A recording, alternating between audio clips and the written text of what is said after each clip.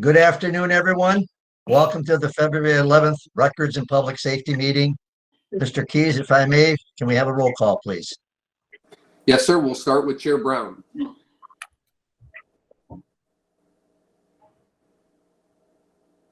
Chair Brown. Okay, we'll come back to that. For now, Committee Chair Romano. Commissioner Romano, District 4, Sterling Heights, present and participating remotely in Macomb County, Michigan. Thank you. Commissioner Kleinfeld. Commissioner Kleinfeld, attending remotely and voting from Silverbow County, Montana. Thank you. Commissioner Kraft. Commissioner Phil Kraft, attending remotely from Chesterfield Township, Macomb County, Michigan.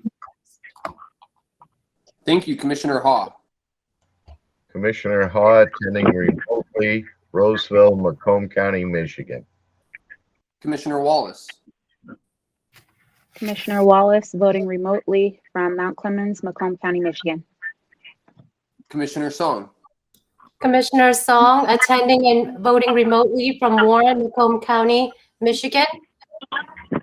Commissioner Van Sickle. Commissioner Van Sickle, attending and voting remotely from Sterling Heights, Macomb County, Michigan. Thank you. Commissioner Zinner. Commissioner Barb Zinner, attending remotely from Harrison Township, Macomb County, Michigan. Thank you. Thank you. And I'll just remind all commissioners and any guests if they could mute after they're done with the roll call to get through this. I appreciate it. Commissioner Matuzak. Commissioner Julie Matuzik, participating remotely from Clinton Township, Macomb County, Michigan. Commissioner Farrington. Commissioner Jeff Farrington, participating remotely from Utica, Macomb County, Michigan. Commissioner Sabatini. Commissioner Joe Sabatini, attending remotely from Macomb Township, Macomb County, Michigan. Commissioner Nard.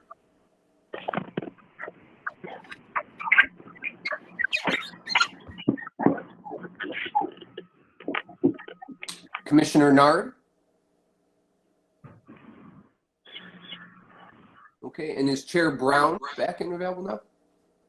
Commissioner Don Brown, attending remotely from Washington Township, Macomb County, Michigan. Okay, Mr. Chair Romano, please to call the roll. Thank you. If you would please rise now for the Pledge of Allegiance.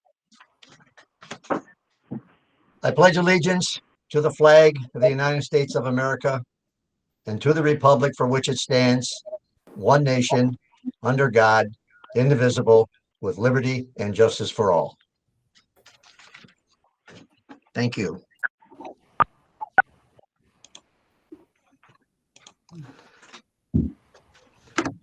If I may, need an adoption of the agenda, please. So moved, Mr. Chairman. Well, I heard Hall, and that's all I heard.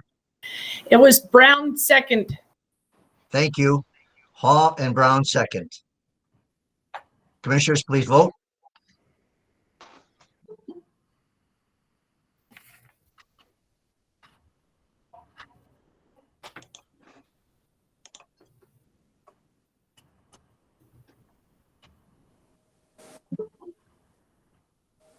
Okay, and that motion passes unanimously. Thank you, Mr. Keys. Item 4 is approval of the minutes dated December the 9th, 2020, Joint Records and Public Safety and Government Oversight Committee. Commissioners, I need a motion. Moved by Kleinfeld. Second, Zinner. Moved by Kleinfeld, supported by Zinner. Any additions or corrections? Hearing and seeing none, please vote.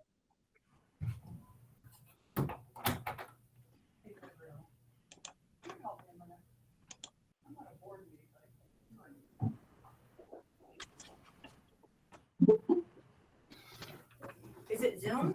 That motion passes unanimously. Okay. Why am I not hearing anything? Thank you, Mr. Keys.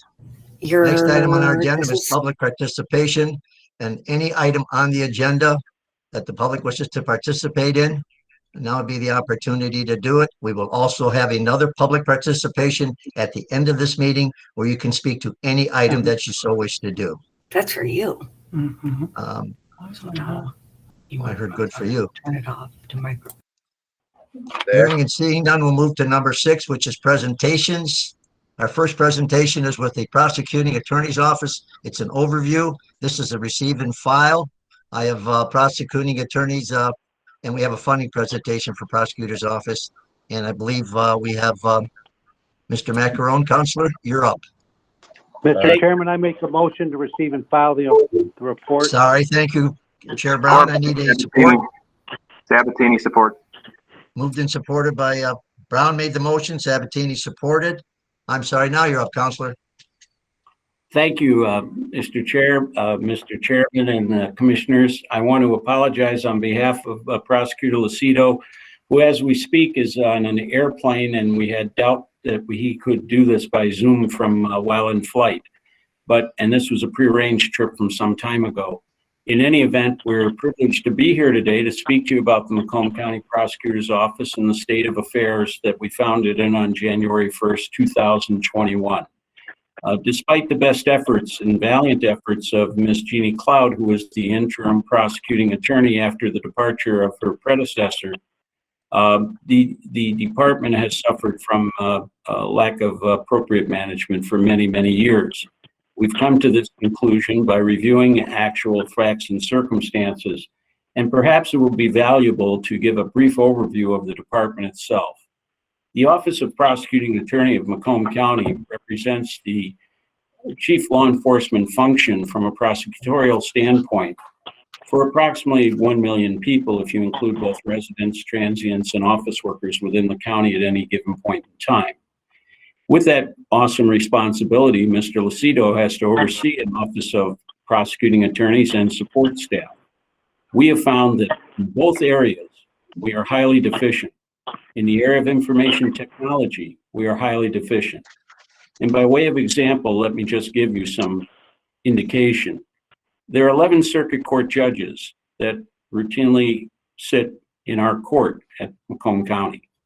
We have 15 assistant prosecuting attorneys that service those 11 judges. Ideally, we should have 22. There should always be a second chair. Judges will very often have trial matters that come up, and we have to assemble large numbers of witnesses. We have to assemble large amounts of discovery. We have to be able to have not only a jury trial being heard, but when that jury is excused, the judge will have other criminal matters that need to be addressed. We have 4 juvenile court and paternity courts that have to be addressed, those courtrooms. We only have 5 assistant prosecuting attorneys to do that. For the 19 district courts, we have 12 assistant prosecuting attorneys. I can tell you that if someone calls in sick, if someone is on vacation, and even during the best of times, even with COVID-19, where there's been minimal actual court appearances, the remote work that's involved is tremendously time consuming. In our office, we receive approximately 1,000 files per month. We have to issue warrants. We have to do serious offense reviews. We have investigators, 4 who preserve trial prep for one of our special units, 4 who serve notices for family support and other units. We only have 3 assistant prosecuting attorneys to handle child support unit issues. And one of the great failings of our office is that those with $10,000 or under, the most needy individuals, the ones where the children go to bed hungry and the parent that has custody has difficulty working more than one job, we have virtually zero ability to service those accounts and work towards garnering their funds in a criminal court where it's most effective and efficient. I will tell you that Prosecutor Lucido, despite the fact that these assistant prosecuting attorneys are well overworked, has commissioned a pilot program, and we will be looking for additional funding. We thank the Attorney General's office for giving us a green light to make that new program one that we can fairly attempt to see that we can service the most needy. But we don't have enough assistant prosecuting attorneys to go beyond a pilot. We only have 2 assistant prosecuting attorneys to handle the domestic violence cases that are brought to our office. We only have 5 for the child protection unit. We have 3.5 attorneys, 1 working part-time, that do appeals, which are exceptionally important and particularly become much more important as the courts reopen, because This will be trial and error. And the error will default on the benefit of a defendant who's convicted to make sure that his constitutional rights have been protected. And there are many unanswered questions about the positioning of individuals within a courtroom so they can observe, questions about whether or not they can wear a mask, or whether or not that would be an indication of inability of a juror to determine credibility. So we have many questions in that area. We're not staffed to handle all that. We have only 3 attorneys that prepare warrants for all of the police agencies that bring them to us. We only have 2 assistant prosecuting attorneys to handle all the drug cases in the county. We have 1 assistant prosecuting attorney to handle consumer protection, an area of law that's often neglected and most hurts those people who can least afford to lose money. As far as auto thefts go, we have 1 assistant prosecuting attorney. Senior crimes, one of the most sensitive crimes that we deal with next to child protection unit crimes, we have 1 assistant prosecuting attorney. Our internet unit, dealing with those serious crimes on the internet that involve child pornography and other issues that are of great importance and for which the Sheriff's Department and the state police do a fabulous job, we have 1 part-time assistant prosecuting attorney. We have no redundancy. We have no backup training. And on the support staff, I recently met with a civilian member who was going to be taking a 1-week vacation. Her job was to prepare paperwork for arraignments. That's the fundamental initial process of prosecution in the court. No one in the office knew how to do it. We have to train someone so that someone would know that person we're training is being pulled from work that's just going to pile up on her desk. There's no one to do anymore. Now, in a physical term, and you're all welcome to come at any time to view, we have 4,700 banker's boxes of files that need to be hand indexed, purged of certain documents, scanned, and databased. We have no one to do it. On the IT front, we have a wonderful IT department. Do not misstate that at all. However, one of their key people will be departing employment with the county tomorrow. That person happens to be the one person that had a fairly good idea of our needs and would help us when they could. But by way of example and not criticism, please understand, you can only do so much in a day. It took over 2 weeks to get the prosecuting attorney's phone to work. And with that, IT needed the support of 2 of our staff members who had to be pulled from other work to assist with that simple function. We have no one in IT. Now, you have an office of public defender, you have the clerk's office, you have the courts, and we have a responsibility to accept data, to provide that data to defense counsels, to the Office of Public Defender. And Mr. Tomko is doing his best to analyze exactly how he would like to operate on his end of that spectrum. But we have over 25 police agencies providing data on over a dozen different software formats, and the downloading of that data is not compatible with the 15,000 cases a year that we receive and have to put into one program, while body cams and video are retained physically on media. And they all have to be indexed, in some cases redacted. And to be fair and honest about it, the county does not have a repository system where we can accept, view, redact, and then transfer to defense counsel body cam, car cams, and other media that is received. And if you take into account that evidence that may be presented to us that is taken from cell phones and other sources, it's even more difficult for our staff to find the correct software to do it. And in many instances, we're not allowed to do it because it doesn't meet the parameters of the IT department for security on the system that the county operates on. Now, this matter is so serious that I say this with a heavy heart. We have 15 of 14 police chiefs and the Macomb County Chiefs Association that join with us today in this request. They represent over 80% of the residents of this county. They know the problem that we're confronted with. We are doing, frankly, what can be done. I will tell you that COVID-19 has allowed what some people think to be a respite, where in fact it has complicated greatly the ability of our prosecuting attorneys and office staff to perform their duties. And as the courts reopen, we are simply not going to be able to do our job. There is no way around it. And we welcome anybody to come and show us if there's any answer to this other than the modest request that we're making today for the help that we absolutely need so that we can serve the public, protect the public, and that Prosecutor Lucido can carry forward with. Now, I have to be honest with you. We did not take over an operation from a well-managed or even a slightly not so well-managed custodian. There has been very little attention to detail. There's been very little attention to the manner and method in which work was done. I can tell you that we are running risks every day in the way we operate. We have engaged our staff, and frankly, Mr. Lucido has met with every member of this office, both lawyers and civilians. He has had intimate discussions with each of them.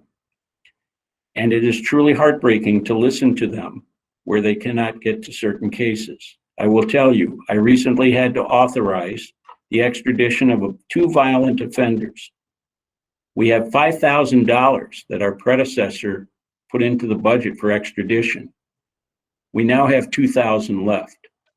This being a televised meeting, I can tell you, that's a signal.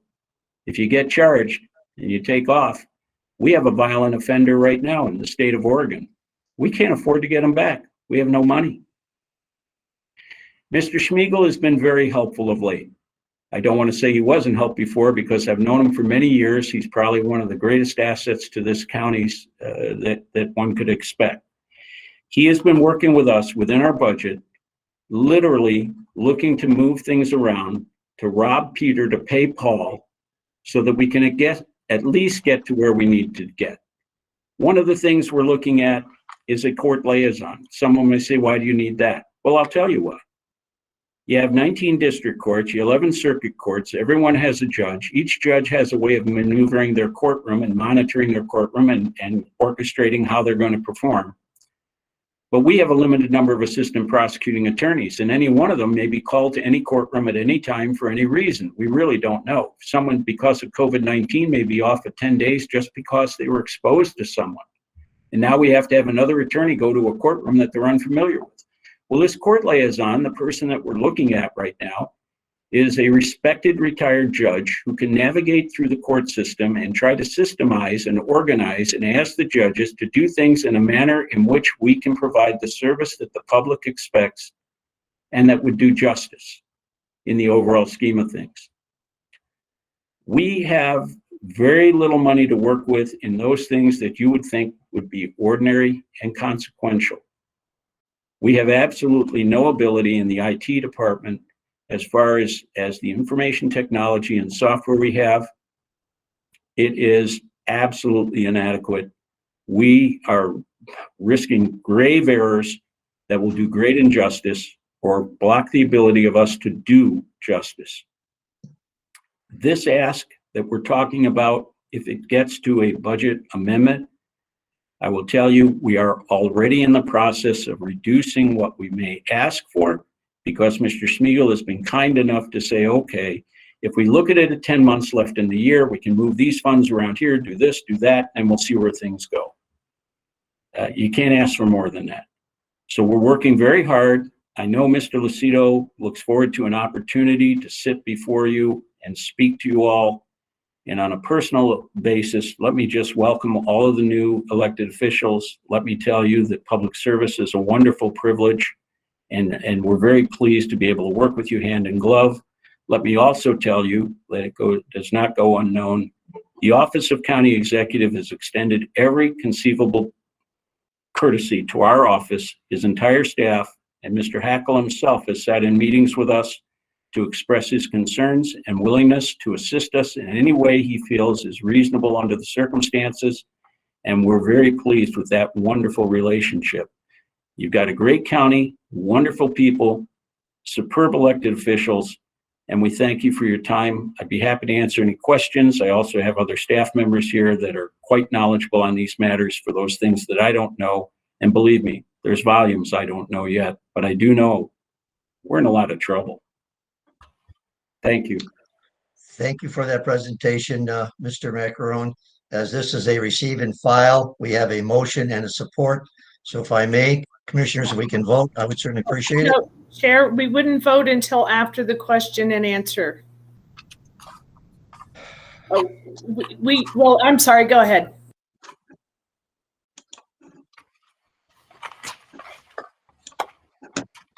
Chair, a question. Are we Go ahead, Commissioner Hall. Thank you, Chair. Are we reserving our questions for Skip until the second presentation on the funding on any issues? Is that your intent? Well, I understand that the prosecutor has another employee that would like to make a presentation over the overview. If you would like to wait for the overview, we can do that. Right now, we're doing it on Mr. Macaron's presentation because there's actually two from what I understand here. Let me make sure that what I'm saying, but I believe there's two here, one from yes. Yeah, I understand that there's going to be an overview presentation. So we have a motion and support now for the prosecuting attorney's office presentation, and then we can have a second one, and then you can ask your questions from there. So if we can vote on the first one, and then we'll have the second presentation, and we can ask questions from there. Thank you, Chair. You're welcome. This is a receive and file.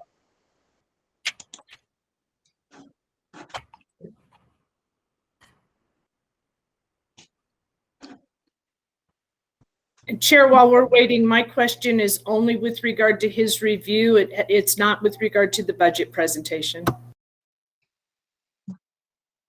You have a question? Is that what you have, Ms.? Yes, sir. I was just letting you know that it wasn't with regard to the budget presentation. Oh, okay. I'll ask those after we get that. Thank you. That motion passes 13-0. Thank you. Item B is the prosecuting attorney's funding presentation, and that's going to be done by Ms. Meach. Before we do that, I need a receive and file motion, please. So move, Haw. Support by. Okay. It's moved by Haw and supported by Farrington. Thank you, Mr. Farrington. Go ahead, Ms. Meach, if you'd like. You're up. Ms. Meach is sitting with me for any technical aspects. What we've done is provided you with a PowerPoint presentation. I believe all of you have had the opportunity to review it. And in the interest of time, if you'd like me to go through it, I certainly can. But if you have specific questions regarding it, I would be happy to address them. And Ms. Meach can give us any technical aspects of this because she is completely conversant with the budget line items and the funding of the department as we stand today. Thank you, Skip. We have had literature available to all of us. We've had the letters sent to all of us. I'm sure we've all read them, but there may still be some additional questions. I think Ms. Kleinfeld has one. So if you would, Ms. Kleinfeld, you're up. Thank you. This question isn't with regard to the budget presentation. It's with regard to what we already voted on. So I don't know if I have questions on that yet. My question was, you opened up saying we have to have a second chair. Would you expand upon that? Do you mean you have to have a second chair during trial? Do you expect to have a second chair physically there during all of your trials? And are you expecting to have a second chair there during other manners before the court that aren't an actual trial? Would you expand upon that? Because that surprised me a little bit. Madam Commissioner, if I may, we have with us our Chief of Trials and Circuit Court, Jeannie Cloud, who was the interim prosecuting attorney for the county. She can answer that question for you probably much more thoroughly than I can and much more concisely. Jeannie? All right, thank you, everyone. Here, let me remove my mask. Commissioner Kleinfeld, I'd be happy to answer that question. I've been with the county for 21 years, and if I can date it back to when I first started here, every single circuit court judge had 2 assistant prosecutors. And one of that had to do with training the younger prosecutors, but also had to do with the fact that when one prosecutor is in trial, sometimes we have a stack of files that are 20, 30 deep that have to be worked on, conducted, meetings with defense attorneys while the trial is going on. Who is going to be doing all of that when your first chair or main prosecutor is sitting in trial? And I can tell you from personal experience that some of my trials, I had a trial in 2019 at the end of the year in front of Judge Marlinga that lasted 6 weeks long. If we did not have backup in that courtroom, it could have been catastrophic to the ability to process those other files and have justice served on those other cases. Let me Please. just very quick. I think you already answered my question. You're referring to second chair with respect to two prosecutors assigned to a judge, not second chair in the courtroom at the table. And that was my question. So I already have the answer. Thank you. All right. Thank you. Commissioners, anybody else who has any questions, if you can do it by raising your hand, then I can see Commissioner Hall. Thanks, Chair. Hi, Skip. Nice seeing you there, old friend. Actually, 3 questions. In reading the presentation and hearing your dissertation, there was a strong indication on IT deficiency. Asking Jaco, our IT person, on both your office and the clerk's office, is he talking to you guys and trying to work out solutions and trying to find a way to relieve some of the burden that sits on your department? That's 1. And 2, I'll move to 2. Also in the presentation, there was an indication about the possibility of a $1 million grant. If I recall correctly, because I can't find it, it indicated there was funding needed in order to do that grant preparation. Have you talked to anybody in the OEC's office to see if they can help with that?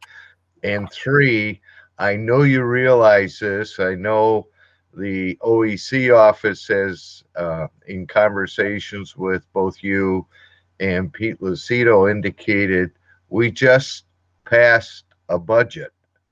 And in that budget, we did not fill 105 positions, I believe was the number, and reduced expenditures. So I'm not criticizing your statement there, my friend, but when you say a minimal ask of $900,000, that's not the way we looked at the budget going into this year.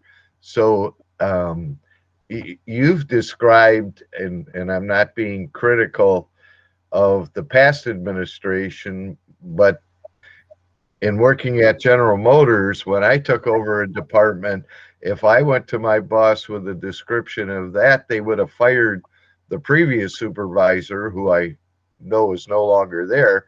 But it sounds like it's totally dysfunctional and you can't accomplish your job at all. So I know that was a lot of questions and statements in there, so I would appreciate your response. That's all I have, Chair. Thank you for the questions. I appreciate it. First of all, the IT department, Mr. Jaco, has been very helpful in terms of the willingness to assist. The problem is that he himself, his office, is pulled in many different directions and serves many masters. The dedication that we need is so sophisticated, so unique, and so in-depth that without somebody permanently dedicated, and what we're looking at is an IT director and then a business systems analyst, without those 2 in play, we have no ability to put anything resident on the cloud to be brought down. we are working off of systems that are so far out of date, methodologies that are so antiquated, and literally, as I mentioned somewhere, using chewing gum and wire to hold things together. It's absurd. And I understand your concern. However, there's another factor to consider. Some of the funding that was operating the Office of Prosecuting Attorney, those funding sources have been discontinued. Those funds are drying up. We have some monies left, and we're using those with the assistance of Mr. Schmiegel to take a look and move things around so that we can do de minimis what we can do. But make no mistake about it, without IT support dedicated to this office and solely dedicated to this office, we cannot meet the obligations of this office. There is no middle ground on that. I'm just making that as a pronouncement. It is not, Mr. Jaco, there is no fault here. It's just a fact. We don't have adequate staffing in the IT area. Ms. Meach has had to do programs, analysis. That is not even in her job description. She has no specific training in it. It's been on the job training, and she's been doing it just essentially as a courtesy. It falls well outside the scope of her job duties. The $1 million you talked about is a crime victims rights grant. And there was a deficit of $12,000 that we needed to meet that grant obligation. And Jen Meach can correct me if I'm wrong. I believe Mr. Schmiegel has found funding so that we can honor that obligation and we don't jeopardize that. Now, on the other side of the coin, I can tell you that there is a $300,000 grant that was discontinued because of a lapse essentially in anybody applying for it again. And when I asked about it, I was told, well, it's a lot of bookkeeping and everything. I said, well, if it cost you $100,000 for the bookkeeping and you still had $200,000, that'd still be money in the bank. So we're going to be seeking that out. Mr. Lucido has directed that we search out every grant that we can find, but it takes a number of years to ramp these things up and get them into play. And then there are a lot of mechanics to it. We have to work with HR, who's been very helpful. And in some instances, the Office of Corporation Counsel, who's been very helpful. I'll stand up on Front Street and say this place was mismanaged. I've never seen anything like it in my entire existence. People were placed in positions where they ought not to have been. Their skill sets were not being used to the maximum potential. For the first time in this office's history, we've assembled a team with the assistance of Ms. Cloud and Mr. Cataldo that serious crimes are being reviewed by 5 experts in their field, not just attorneys, but also experts in criminal investigation that work with law enforcement so that we can review and have a consensus as to what an appropriate charge should be for serious crimes. We just had them convene yesterday. I can tell you this, that we have put in the hands of our field prosecutors, what I call line APAs, the ability to chat with defense attorneys, look at cases, make decisions at the ground level as to the most efficient, best, and most just result, taking into account by Mr. Lucido's orders, and correctly so, the impact on victims, the impact on those who may have been affected by the crime that are not per se victims under the statute, but to make sure that we have an efficient result. Where we are failing and where we will fail, we feel an absolute obligation to make you aware that this ship is not floating well. We're not looking at blame. We're looking at solutions. And I agree with you. If I was on your body and somebody came back right after a budget was approved and said, hey, we missed it by $1 million, I'd have great suspicion and many questions. And to that end, I assure you, please come and help us look things over. And the Office of Executive has already said he will do so. And whatever can be done, we look forward to working so that it can be done. What can't be done, we'll do the best we can, but we can only put so many hours in a day. Just yesterday, I met with our 3 members from the Discovery Department.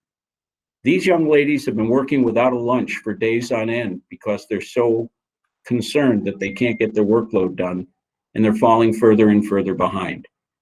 I've told them to take their lunch, unless it's their wish to have that comp time, but they need some downtime. We have a lot of people here that are working under terrible conditions because we can't give them the IT help and the other assistance that they need. And as far as the trial attorneys go, they're going to try cases. But as Ms. Cloud said, they can't be in two places at once. If a trial takes 4 or 5 days, that's a huge amount of backlog when you're looking at the other cases that are sitting out there. A lot of mistakes can be made. We owe it to the people to avoid that if at all possible. And I'm sorry that this was not explained to you earlier during prior administrations. It just wasn't. Ms. Cloud did a yeoman's job. She was put in a difficult position. She was a line prosecutor, a prosecuting attorney of great skill and acumen. She knew the operations of the office.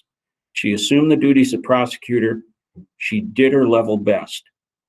But at the end of the day, she took over an operation where probably she was wholly conflicted in terms of what's the right thing to do, what's the best thing to do, how do we accomplish this end and objective. Yes, she went through a budget session. Yes, you approved a budget. Yes, that's what we have to live with. But I have to tell you, it's not enough. Thank you, Counselor. We have other commissioners here that have questions. I believe Mr. Kraft is up next. Thank you, Mr. Mr. Chair. Kraft? Thank you, Mr. Chair. Is Mr. Delden, Deputy County Executive Delden, on the meeting today? I have a question about a letter exchange between the county executive and the prosecutor.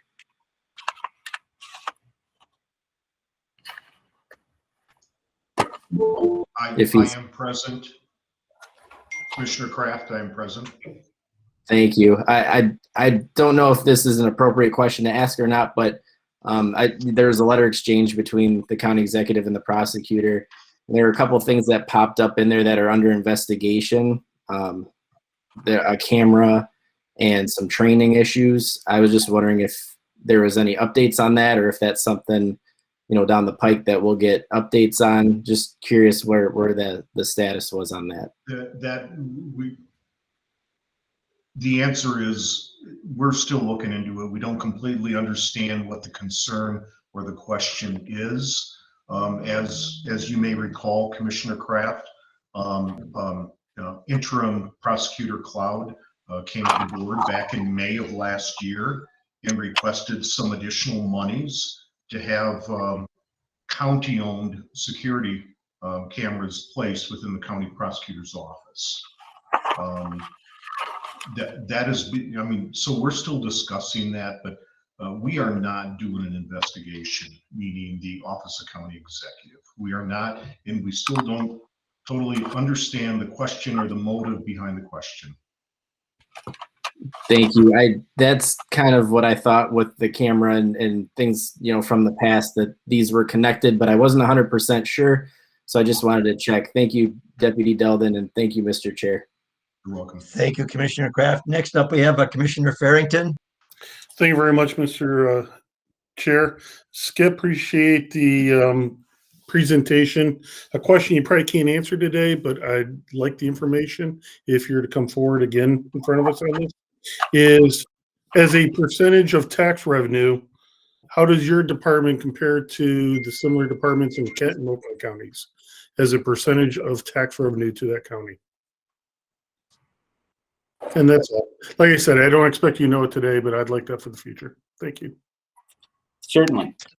Thank you, Commissioner. We have Commissioner Matuzik up next. Hi, thank you, Chairman. It's very good to hear about reorganizing the department and exerting some leadership there. I think that's been lacking in a bit. One of the things that has come out of what we all did last summer with the Black Lives Matter movement is it got tagged defunding the police, but the reality was it was looking at allocation of resources, not just in the police department, but also in the prosecutor's office. Who are we prosecuting? What kind of crimes? That sort of thing. So I hope you'll consider all of that when you're talking about how you reorganize staff and how you use their time.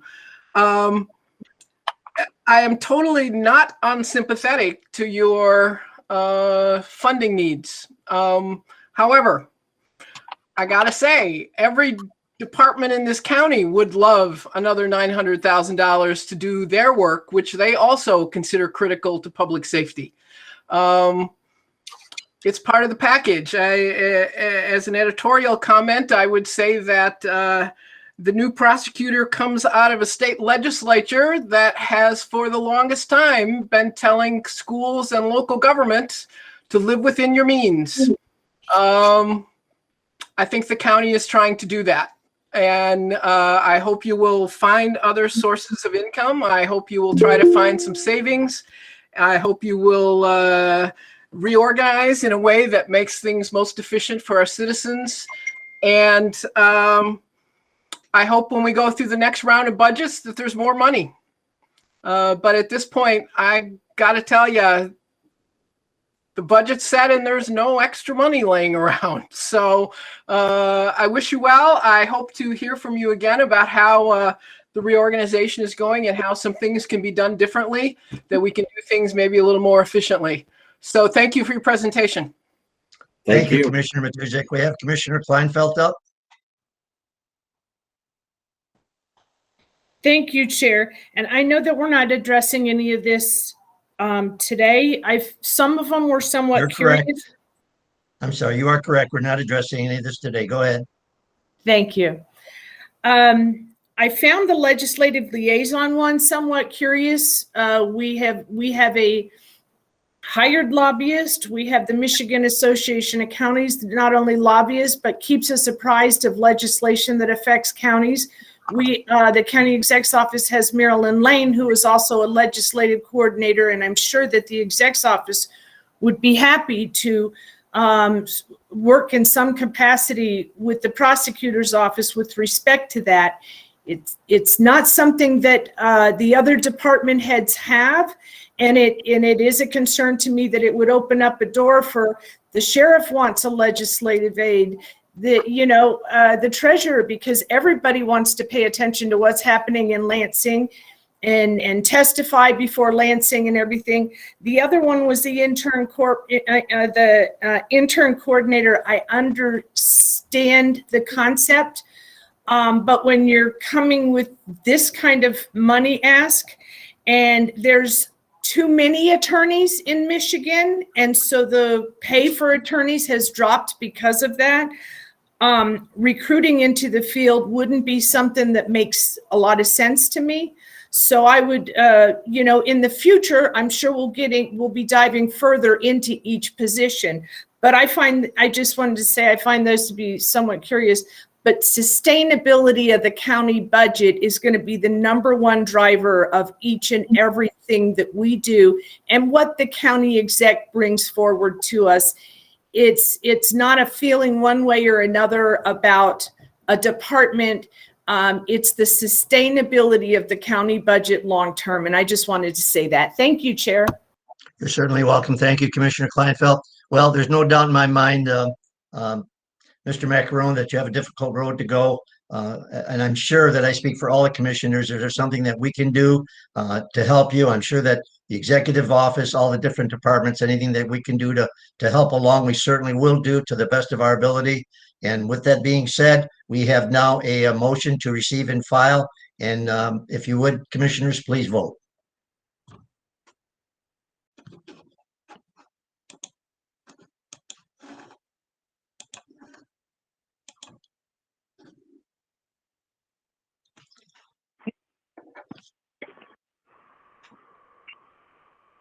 That motion passes unanimously.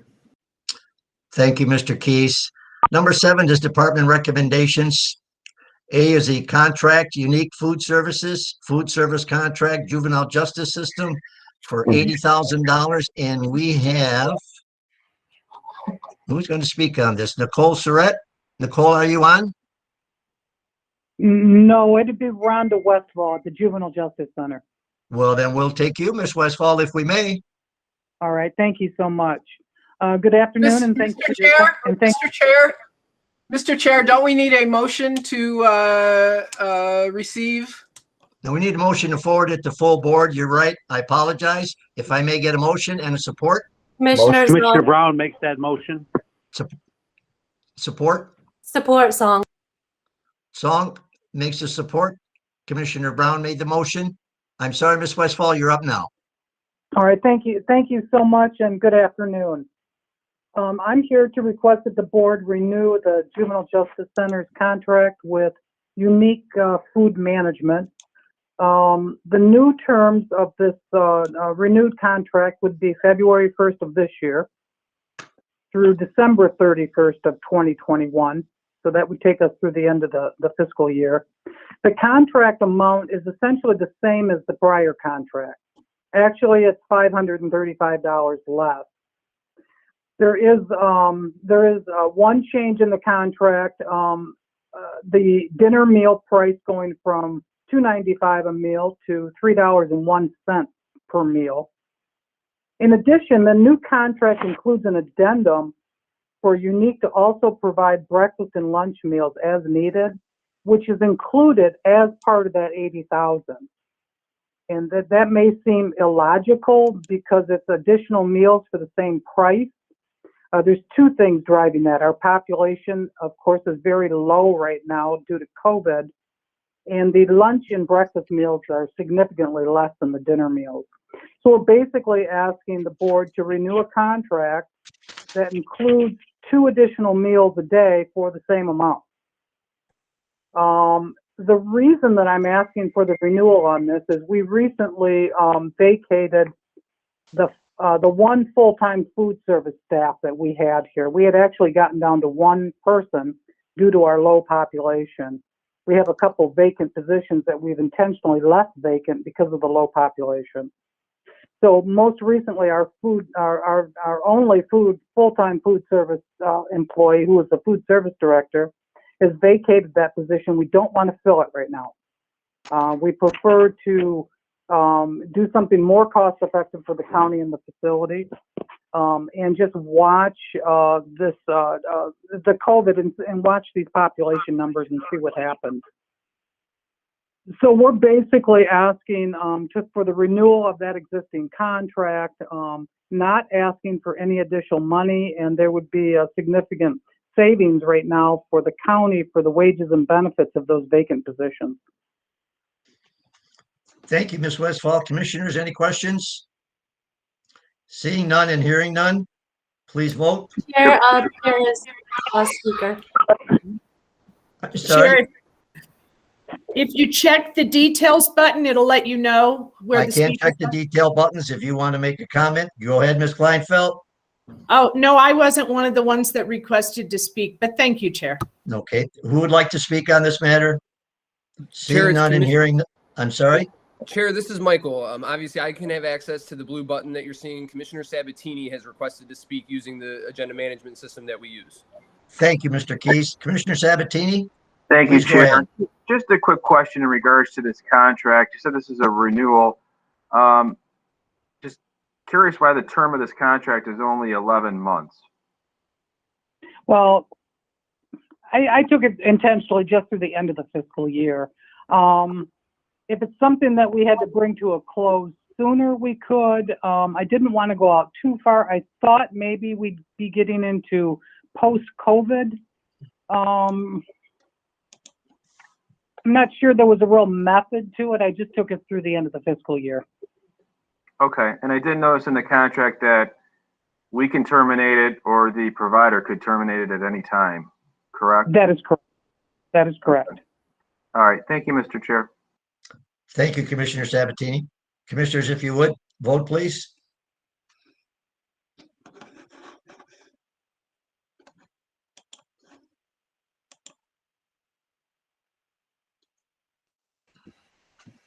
That motion passes unanimously. Thank you, Mr. Keys. Item B is interlocal backup dispatch center agreement, City of Warren, DSS, Equiture Services, $19,134.15. I need a motion to move this to full board in support, please. So moved from Kraft. Moved by Kraft. I'm sorry, can't hear you. Support Haw. Thank you, supported by Haw. We have a speaker on this also, and it looks like we're going to speak with Jason Abro, who is the sheriff. Yeah, I'm sorry, from the Sheriff's Department.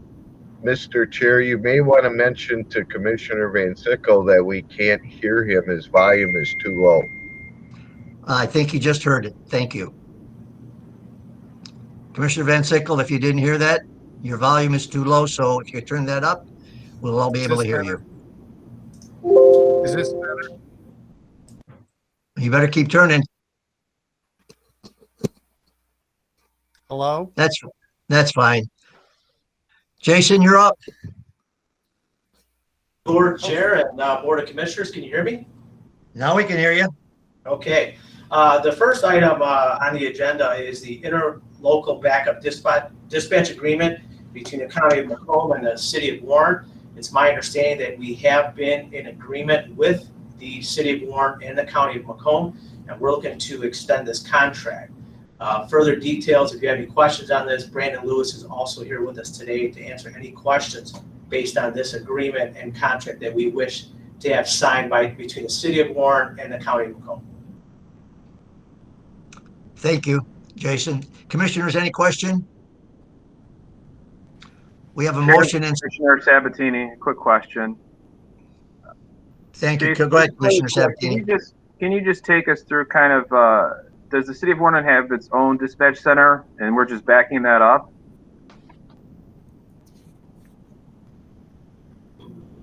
Jason? I'm sorry, that is correct. The City of Warren has their own dispatch center. However, in a time of need, if our center does go down, we utilize the City of Warren's dispatch center and vice versa. Thank you. Any other commissioners wishing to speak? Hearing and seeing none, please vote.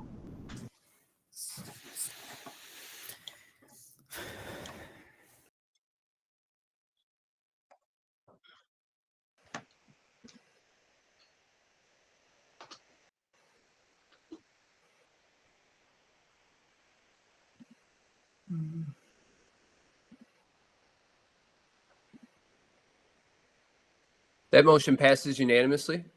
Thank you, Mr. Keys. Item C is the interlocal backup dispatch agreement by the City of Warren, AT&T telephone service, $87,097. I need a motion to move this to full board, please. And Moved by support. Kleinfeld.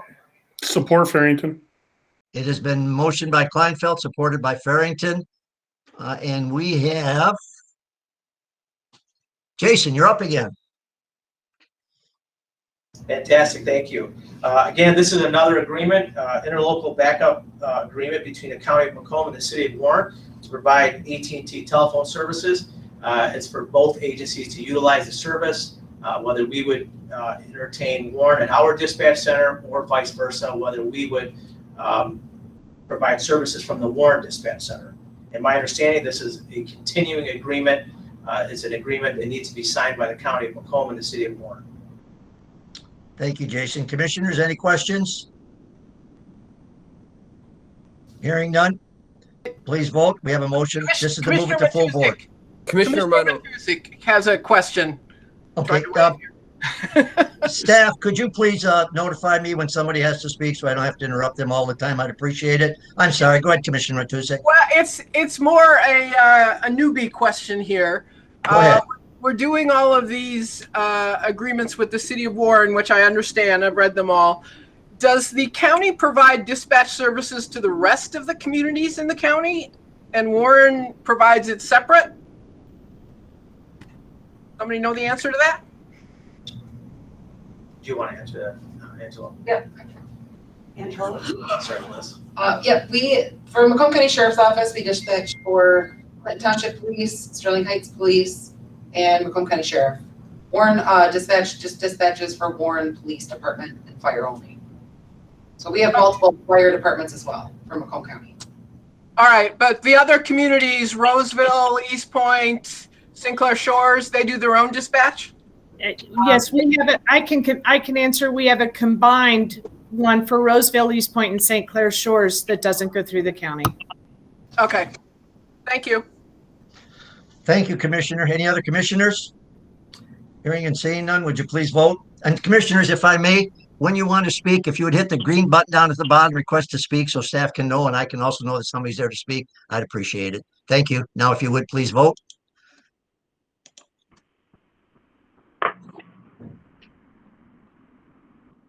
And that motion passes unanimously. Thank you, Mr. Keys. Item D is services agreement, dictation, sales, and services, doing business as Equiture, telecommunication management software and interface, $20,884.15. I need a motion and support to move this to full board. As I wait patiently, commissioners. Matusek moves. Thank you. Sabatini. I have been moved by, I'm sorry, it's been made by Matusek and supported by Sabatini. And we have Jason, that's you again. Okay, speaking to this agreement, another agreement needs to be signed by the City of Warren and the County of Macomb regarding Equiture services. It's a recording service that provides dispatch recordings for both agencies. And again, I'm just requesting that this is a continuing agreement that the County of Macomb and the City of Warren can come to agreement and sign off on. Commissioners, any questions? Seeing none, hearing none, please vote.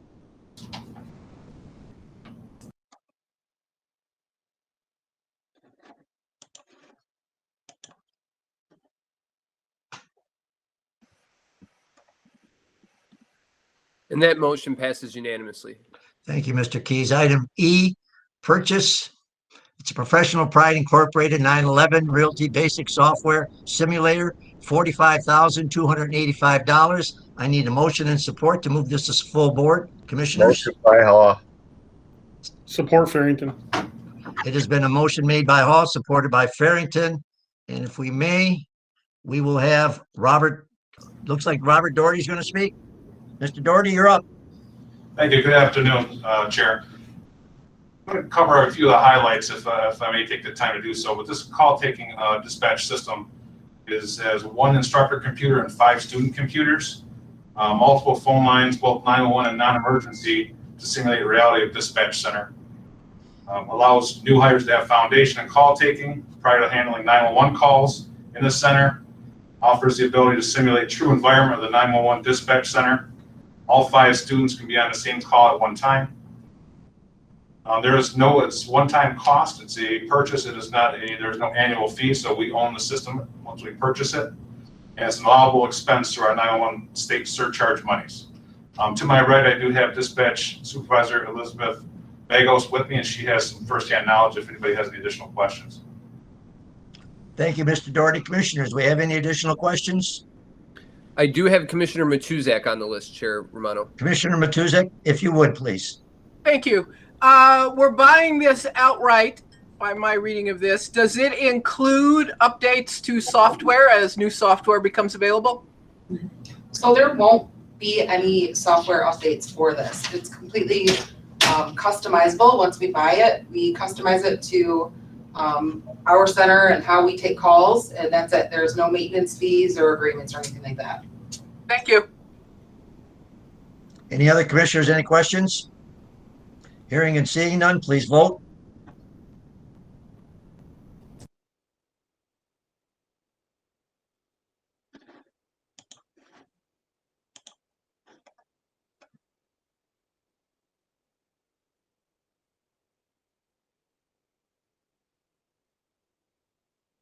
That motion passes unanimously.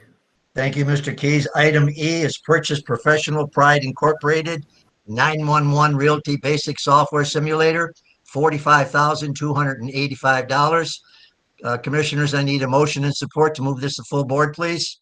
Chair Romano, we're actually on F, the appointment. I was testing to see if you were paying attention. Thank you so much. All right, F is the, sorry. Appointment of surveyor representative for the, this is a good one, renomination program, Catherine D. Decker, professional surveyor. And we have Richard makes the motion. Richard Strobel to speak. Support from Kraft. Did I get a motion and support? I'm sorry. I'll support Farrington's motion on whatever you just read, Chairman. Thank you, Mr. Farrington. Thank you for support, Mr. Haw. Mr. Strobel, you're up. Actually, Mr. Chairman, it's me, County Clerk Forlini. Hello, Mr. Forlini. How are you, sir? Welcome to the commissioners here. This is Well, I your first. appreciate it. I think this is your first chance at all of us meeting you and hopefully seeing you. Well, hopefully you'll see me more often. Well, you're always welcome here. You're into a new position, just as the prosecutor's office are, and you know what? We have two great departments here, two great people running them. So go ahead and tell us what you have there, Mr. Forlini. I appreciate it, Chairman Romano, Vice Chair Wallace, and County Commissioners. What our office is bringing to you today is the appointment of Catherine DeDecker as the Macomb County Surveyor Representative. Since 2003, Marty Dunn has been the Macomb County Surveyor Representative for the County Remonumentation Program. Marty has served the county well, but now he's retiring. So I was a little concerned about this because here I take the office right away, and I have somebody retiring in an office that I didn't know much about, or in a program. But so I met with a peer group on January the 12th of survey reps and discussed the best way to move forward with this program. And at the meeting, they were in unanimous agreement that Catherine DeDecker from Spalding DeDecker would be the right choice to replace Marty. So this is what I'm bringing forward to the board, to have Catherine DeDecker take over a program that I believe started in 1992. Okay. Thank you, Mr. Forlini. Commissioners, any questions? Hearing and seeing none, we have a motion in support. Would you please vote? Nice to see you, Mr. Forlini. Thanks for coming. Good to see you all. Thank you. Item G, contract, Bridge Play Network Solutions, LLC, payment processing, $10 per transaction. I need a motion in support to move this to full board. Commissioners? Motion by Farrington. Second by Wallace. Support by Nard. Support by? Nard. Support by Knight. Okay, we have a motion in support. And we have. It's me again. It's you again? Go ahead. You're up, Mr. Forlini. Like I said, we're always glad to see you. Thank you, Mr. Chairman, committee members. We're undertaking a pretty massive transition here to a new computer program called Tyler, which is going to streamline the operations. We're currently using a program called Avenue, and Avenue, we have a credit card service which requires no contract. It's a per transaction cost, but the system is not integrated with Avenue right now into the cashiering. So moving to the new Tyler system, it allows for integration into the cashiering system, but it requires a separate signed contract. The only vendor that Tyler uses is called Bridge Pay, and that's the only one that they work with. But it's a 10-cent per transaction cost to do this. We're estimating, based on what they're telling me here, is that the total cost for the year should be somewhere in the neighborhood of $3,000. But what we're going to get with this is better accounting and better accountability for the transactions that happen here in the clerk's office. So we're just looking to, actually, this should have been done when they initiated the Tyler contract a while back, but I don't know that they actually realized that there was a separate contract that was needed for Bridge Pay. So basically, we're just, this is one of these things that probably could have been put together with the last motion a year ago or whenever it was when they did the Tyler contract, but it's one of those things we needed to get taken care of. Thank you, Mr. Forlini. Commissioners, questions? We have Commissioner Kleinfeld and then Commissioner Kraft next. Thank you. Commissioner Kleinfeld, please. Thank you, Chair. I was just clarifying, and Clerk Forlini did mention it, that it's 10 cents per transaction as opposed to $10. Thank you. Thank you. Thank you, Commissioner Kleinfeld. We have Commissioner Kraft. Thank you, sorry, Mr. there was Chair. somebody else that wanted to speak. Nope, that was me. Thank you, Mr. Chair. I was just going to mention the same thing Commissioner Kleinfeld did, just to make sure our minutes were correct and the motion was correct, that it's 10 cents and not $10. Huge difference in transactions. Thank you, Mr. Chair. Thank you. Any other commissioners? And if not, commissioners, please vote.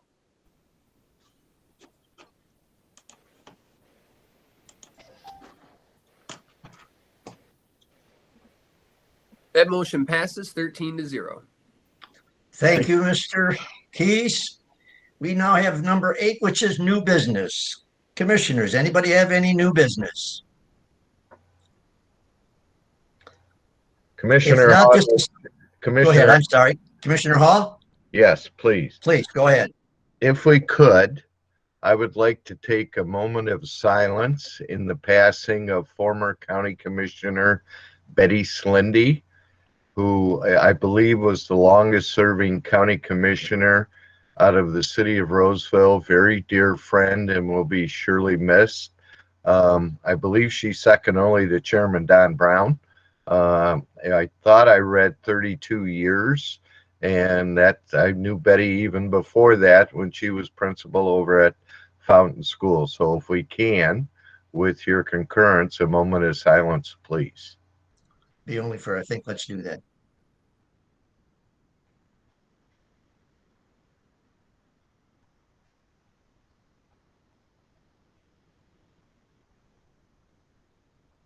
Thank you, Chair. Thank you, Commissioner Hall, for bringing that up. We next have number 9 is, I'm sorry, May I? is there somebody else that wishes to speak? I apologize, Commissioner Brown. Yep, if you could unmute. Yes, Mr. Chairman. Oh, Chairman, go ahead, Commissioner. Chairman Brown, go ahead.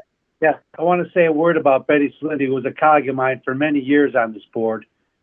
She was a smart, intelligent woman, paid attention to details. She loved her job. She cared about her constituents from Roseville and her big district she had. She was a mentor to me for many things, taught me to temper my enthusiasm at times as a young commissioner.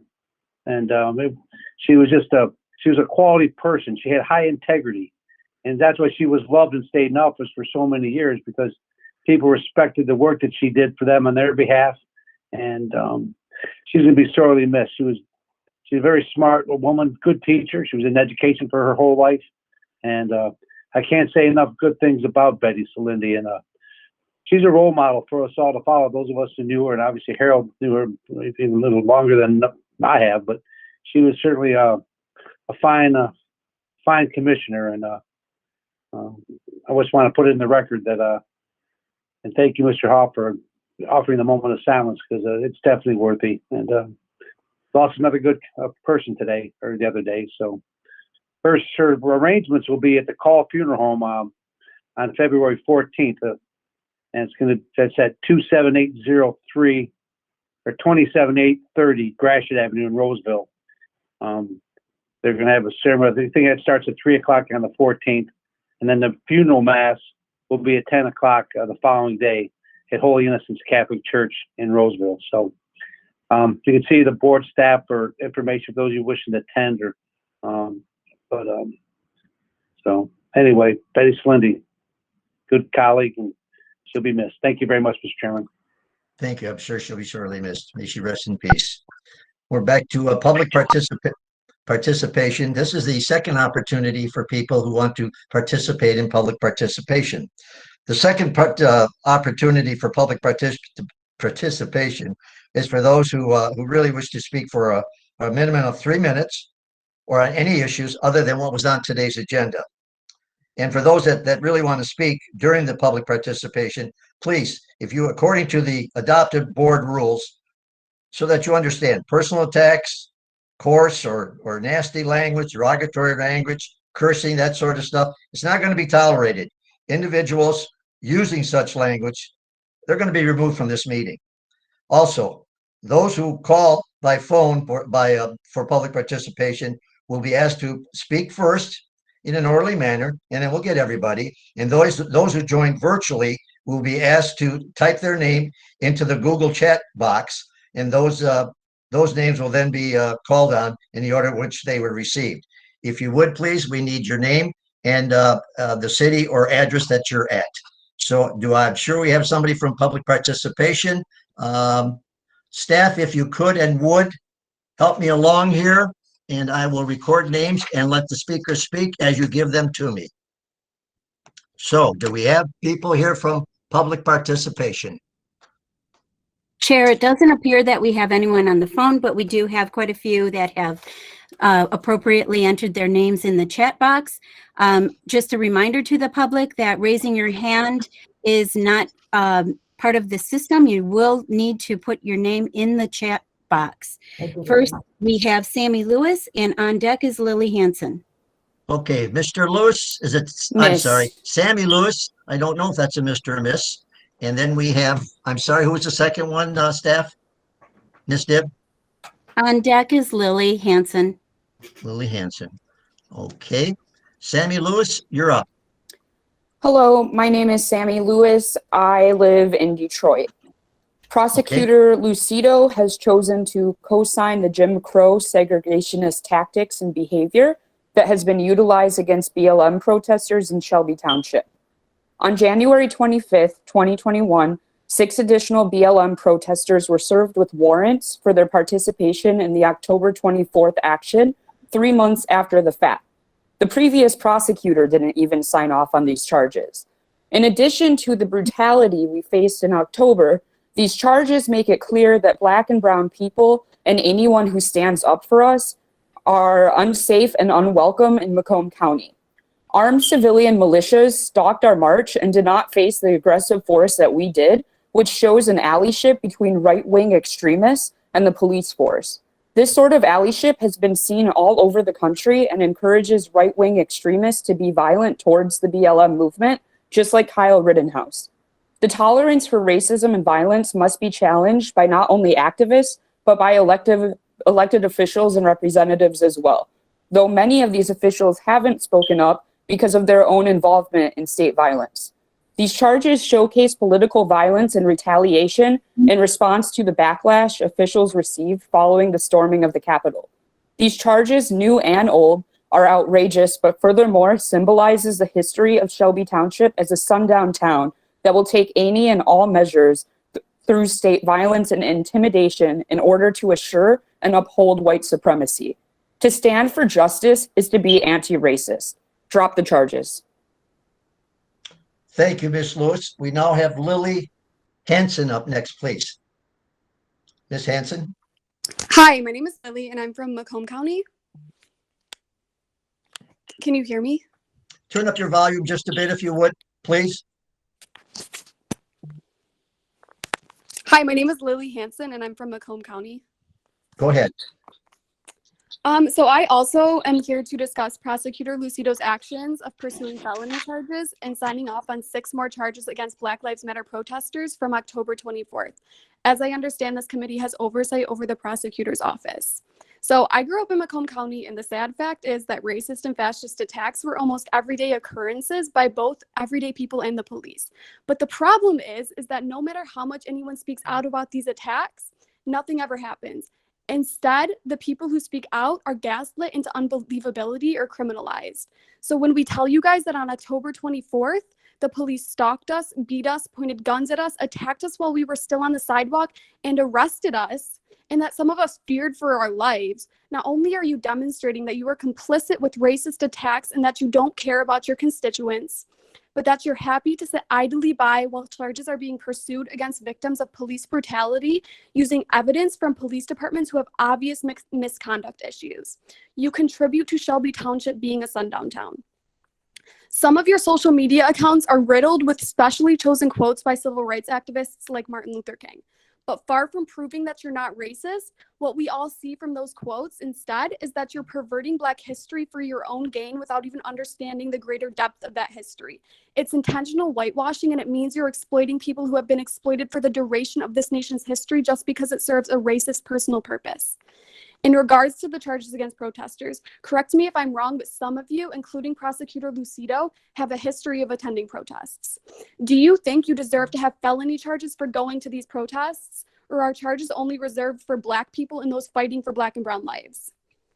At the beginning of this meeting, the spokesperson for Prosecutor Lucido said that they do not have enough staff to deal with domestic violence cases or a bunch of other charges, but for some reason they do have enough time to pursue felony charges against nonviolent protesters and to sign off on a bunch of other misdemeanor charges 3.5 months after the protest. To me, that just seems like retaliation. Furthermore, it is my understanding that Lucido is a member of Police Officers Association of Michigan, the Fraternal Order of Police, and Macomb County Professional Deputy Sheriff's Association, all of which have a history of criminalizing Black Lives Matter protesters. Prosecutor Lucido has also received campaign donations from those organizations and from Macomb County police officers. And then one of his first actions in office was to sign off on charges against Black Lives Matter protesters, which to me seems like corruption. So where's the law and order of that? And to use the language of this board, I want to move to investigate and bring up charges against Peter Lucido for disturbing the peace while at a Trump rally and taking bribes in order to continue criminalizing Black Lives Matter protesters. I yield the rest of my time. Thank you, Ms. Hanson. Staff, if you could use, I don't have a timer here. Excuse me, I don't have a timer here, staff. So if you'd let me know when the Chair, that's speaker's being time is up. handled. Thank you. Yes, that's being handled. Next is Mandy Lee with Margaret Huntone on deck. Okay, Hi, Ms. Lee, Mandy Lee, you're up, and Ms. Hartone is next. Go ahead. Can you hear me? Yes. My name is Mandy Lee. I lived in Macomb for 27 years. I definitely think we need to be reevaluating the amount of excessive spending we put towards Lucido's office right now, or at least delay this decision until we can figure out why Lucido's racist police department decided to hire police from 4 different counties to violate our community's right to safely assemble and peacefully protest, which resulted in several unfounded felony charges. I think 11 felony charges, yeah. Do we really want to be throwing $900,000 at an incompetent office that supports a culture of sexual misconduct and hope for the best without question or accountability? We need to have oversight over what this funding is, what this funding will be used for. We need to have public comment over it. And we need Lucido to be recalled over his failures in office. Thank you. Next, Chair Margaret Huntone is next. Ms. Hartone? Hello, Before you, I'm sorry, Mr. Hartone, if I may, so that the speakers understand, the commission will not respond to any of these. This is your time. It's your correspondence from the public, so the committee will not respond to any of this. But go ahead, Ms. Huntone, you're up. I'm sorry. Thank you. Can you hear me all right? I hear you fine. Please, go Thank ahead. you. My name is Margaret Ann Huntone, and I live in Warren.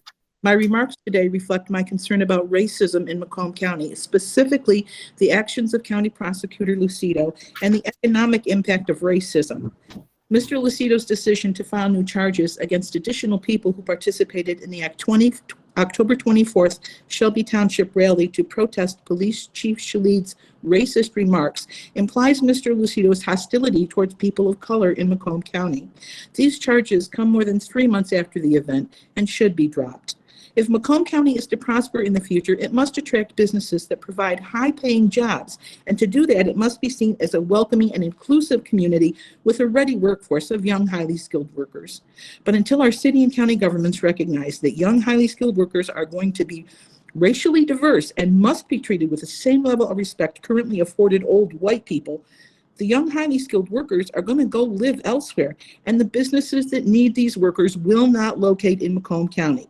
The tax base will continue to shrink, and there will be even less money to pay for county commissioners and prosecutors' offices. There is no data yet on how the 2020 pandemic and resulting economic downturn has affected Macomb County, but it is reasonable to assume that it is not going to be good.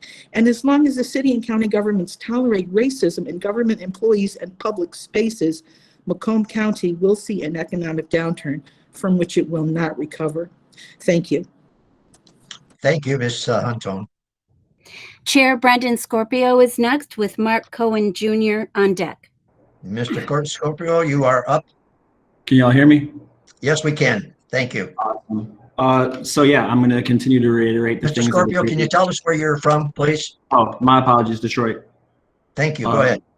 So I'm going to continue to reiterate some of the things that have been said previously, specifically about Lucido, and more specifically than that, just the fact that like it seems like the priorities here are all kind of out of whack.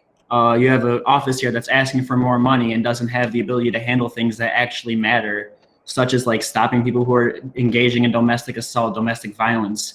But they have the time and the resources to go back and charge people for things that happened months ago, which just seems really out of whack, especially considering the fact that those are just people who are using their voices. And it seems like this office cares more about silencing people for using their voices than they care about things like domestic assault. Again, I'm going to keep going to that one because it's a really big one. Also, just like adding on top of that, we have now seen, I believe it was in the news today, that there was another group of people from Shelby Township that are being brought up on, there's more people from Shelby Township being brought up on charges for being at the Capitol insurrection that have still not faced anything, not even a statement or anything like that, for being the exact same people out there throughout the summer counter-protesting against what we were saying. Yet we were the ones that were seen as dangerous. We were the ones that had to be like tackled into the streets from the sidewalk and arrested. Yet this is a group of people that not only have brought guns and have done actual attacks against the Capitol, against democracy, quote unquote, but we are the ones that are still facing this fight while they kind of get to go home, do whatever they want, and probably sit on some of these calls right now that I'm looking at. So I think that it's a big thing that we really need to like reestablish our priorities here and reestablish the fact that if you want to talk about things like funding, you want to talk about things like community safety and stuff like that, we have to talk about the fact that like people are leaving Michigan by the boatload at this point. If you look at any of like the real estate numbers and stuff are going out, people are exiting Warren County, people are exiting Michigan. And to think that this doesn't have anything to do with that would be absolutely like idiotic, because people don't feel safe living here. It's reached the point now that if you do even just a little bit of research, you can find that on a national scale, people view Macomb County, people view areas like Shelby Township as just like, if you go there, you're going to have to deal with racism. If you go there, you're going to have to deal with these problems, especially if you're a person of color. And the fact that from the moment the summer started, not only has nothing been done against that, but the fact that there have been things to uplift the attacks on democracy and the attacks on people that are just using their voices to be heard. And also in a nonviolent way, not that should matter, but in a nonviolent way, those people have been beaten down and arrested. Just further shows the fact that like there's a reason why this place was created out of white flight and the fear of people of color and Black people actually having power in this country. And I'm going to add that, I'm going to yield my time. Thank you. Staff? Chair Mark Cohen Jr. is next with Matt Hollerbach on deck. Mark, you're up. Hey, good If afternoon. you give us your name and your city you're from, please, Mark. Good afternoon. Can everybody hear me? Yes, we hear you fine. Go ahead. Hi. Yep. My name's Mark Cohen Jr. I'm a Shelby Township resident, Macomb County. Go ahead, Mark. So hello, Board of Commissioners and Prosecutor Lucido's office. I was hoping Prosecutor Lucido would be here today, but I found the talk from his office very illuminating, so was very interested to hear about all that. I just want to ask the Board of Commissioners and Prosecutor Lucido's office what they want their legacies to be. And I know that Prosecutor Lucido has spoken out about criminal justice reform in the past, and I'd like to invite him to apply that same sentiment to the ongoing case against nonviolent protesters from Shift and Detroit Will Breathe in Shelby Township. The charges against the Shelby Five and now new additional nonviolent protesters against police brutality and racism are obviously politically motivated and ridiculous in my opinion. I'm calling upon Prosecutor Lucido to drop the charges against these nonviolent protesters. Other newly elected prosecutors in Southeast Michigan are looking for ways to tackle systemic racism and reduce excessive spending on the criminal justice system, while Macomb is looking to increase monetary resources to prosecute nonviolent protesters for stepping in the street. I thought that was really interesting, especially hearing the request for more money and how overworked and understaffed and under-resourced the prosecutor's office was in the talk from Prosecutor Lucido's office earlier today. You know, I think we can do better as a community. We have to drop the charges and, you know, free the Shelby Five. Thank you very much. I'll yield the rest of my time. Thank you, Mark. Matt Hollerbach is next with Kyle Thibodeau on deck. Matt, you're up. If you'd give us your name and your city, please. Hi there. My name is Matt H. Can you hear me okay? Very well. Thank you. Great. Hi. I'm from Grosse Pointe. I'm now a resident of Detroit.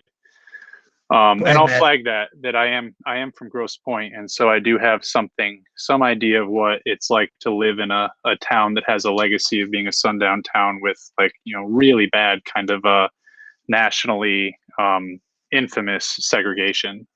So I was at the October 24th protests that a lot of folks are talking about. And I want to start really quickly with what that was about. You know, the whole world right now is waking up to the realities of systemic racism. And when we say systemic racism, it doesn't mean we're suggesting that the world is full of hood-wearing KKK members who are out to do specific physical violence on Black folks today, right? Systemic racism is not the same thing as individual racism, right? So when you hear us talk about how Macomb has a reputation as being systemically racist, I want to ask you to, open your hearts a little and understand. We're not calling all y'all racist. You might be, but I'm not here to judge that today. We're suggesting that Macomb County has a history and a legacy that has never really been dealt with, right? And so that day on October 24th, we were out in Shelby to support a local activist group who is trying to raise awareness over some really troubling behavior of the local police chief.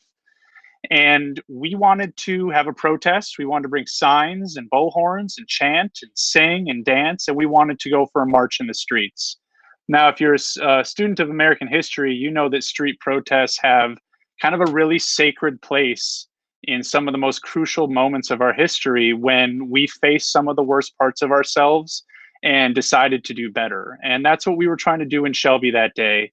And, what happened at this point, it's history. And we're here now. You've got 6 people facing felony charges, or 5 people facing felony charges, and you dragged another 6 in a week or 2 ago to slap them with charges as soon as Lucido took the reins. Speaking of Lucido, y'all got a real turkey on your hands there. I don't know. I'm sure you know about his history. Matt, that's you a can't do personal much. attack. Matt, excuse me. That's a personal attack that I won't stand for. You want to All right, speak well, about let me put it this speak, way. You've but got no name calling. a guy who with a history of some real kind of news-making behavior and transgressive behavior that people around the country have paid attention to and think is a problem. Now, the people of your county elected him. There's nothing y'all can do about that, but now you do have a job. You need to keep him honest. You need to make him honest. This is a guy who his first week in office is making headlines talking about, well, of course I'm going to enforce walking in the street laws because I'm also going to enforce adultery laws and some other ridiculous nonsense. So I want you all to embrace your role here, and you need to think, like the previous caller said, what is your legacy? What do you want your legacy to be in this moment? Do you want Shelby Township in Macomb County to continue to make national news as a place that cracks down on using every arm of state violence and prosecutorial discretion, or I should say indiscretion? Do you want to have that reputation? Well, you have an opportunity here on this committee to exercise your obligation, your duty of oversight.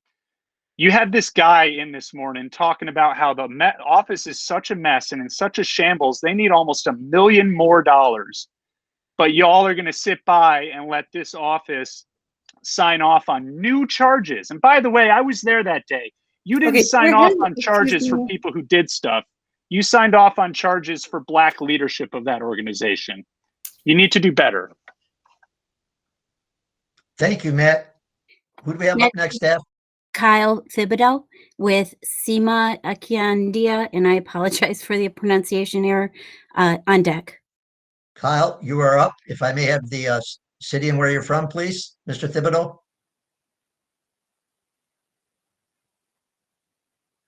I think Kyle passed. Who's next, staff? That would be Sima Akiandia. Commissioner, we do have Kyle unmuted, though, just so you know. I'm sorry? Kyle is unmuted and ready to speak. Oh, okay. I'm sorry. Go ahead, Kyle. Your city that you're from, Kyle, if I may?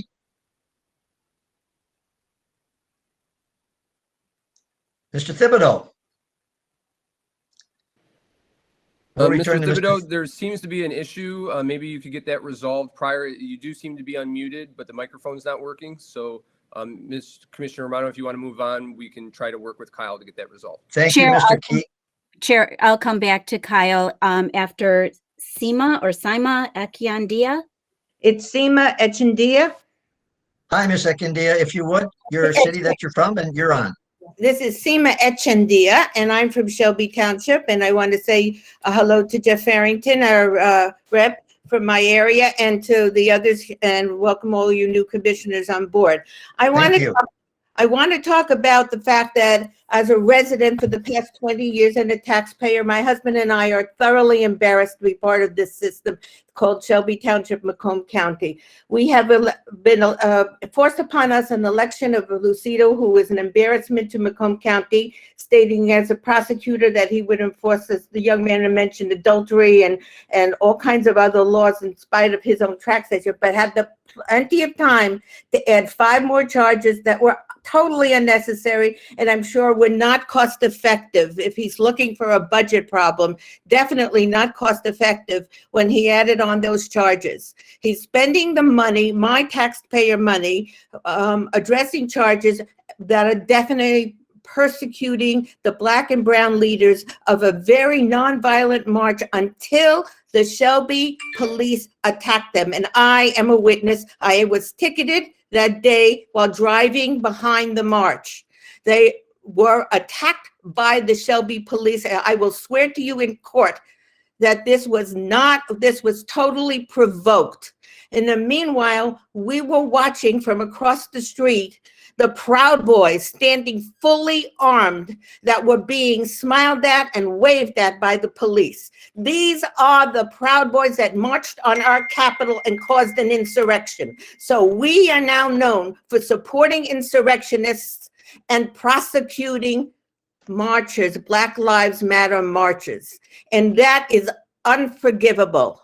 Unforgivable. And if you continue to support Lucido in his prosecutorial system, where he continues to, not to dismantle white supremacy and white nationalism, but continues to embolden it in this town, in this township, and in this county, you sin with him. And we are going down with the worst reputation, the absolute worst reputation for a township in any area around. I cannot invite my friends here and feel that they are going to be comfortable. My husband and I are both retired. We're in our late 70s. We looked forward to a quiet and comfortable life, and now we live in terror. We live in terror of the police, not in terror of anybody else. And I think it's a horrific situation that we continue to live that way and are supported. Look at the paper today. Shelby Township people are the people, those Proud Boys that went down and dismantled our Capitol and tried to kill the Speaker of the House and the Vice President. And we are going to support them and prosecute Black Lives Matter protesters. Something ain't right here, folks. Something ain't right. Thank you for listening to me. Thank you so much. Chair Kyle Thibodeau is up if he's got his technical difficulties all set. Mr. Thibodeau, we're waiting for you. We need the city that you're from, Mr. Thibodeau, if I may. Livonia, Michigan. Go ahead, Mr. Thibodeau, you're up.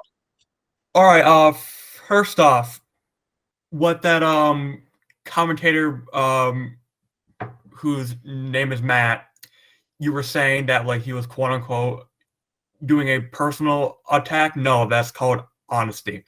Speaking of honesty, the prosecutors need upwards to $1 million to basically reorganize their department. But they somehow have enough money and enough organization to not only charge people on October 24th for just walking in the street, not causing any harm. In fact, the police who are there causing the most harm, basically putting blood on the streets, while just a few blocks away there was a few armed right-wing demonstrators that were just, just there, just, acting like they were having a picnic. And not only that, on the same night, they were attacked again for jail support. And then 3 months later, 6 more were charged. This, to me, is a political attack. There is no justice here. And you people, quite frankly, should be ashamed of yourselves. And not only that, the new prosecutor, Peter Lucido, who has his own history of sexual misconduct and has taken bribes and contributions from police organizations in Michigan, signed off on these new charges. Mr. Thibodeau, that's a personal attack. There's no record of Mr. Lucido accepting bribes, and he has probably accepted donations from them for his political campaign. Please be careful how you say that. Go ahead, Mr. Thibodeau, you're up. Okay. Accepted political contributions from police organizations, which many of which attack Black Lives Matter protesters themselves. I am calling on this committee here to investigate Peter Lucido's sexual misconduct and reevaluate all charges brought up against Black Lives Matter protesters over the summer and during October, and dismiss them. Also, fire Robert Chalide. I yield the rest of my time. Thank you, Mr. Thibodeau. Who do we have up next, staff? Chair, it's James Bosquez and Shaquella Johnson on deck. Okay, James, we've heard 7 or 8 different participants here regarding that protest. Is there something new that you have to add? You're up now if you want to speak. So if you would give your name and the city, and if you have something new to add, we certainly appreciate it. Go ahead, James. Yes, I do have something to add. My name is James, and I am from Detroit. And I wanted. Thank you, James. Go ahead. I'm sorry. What was that?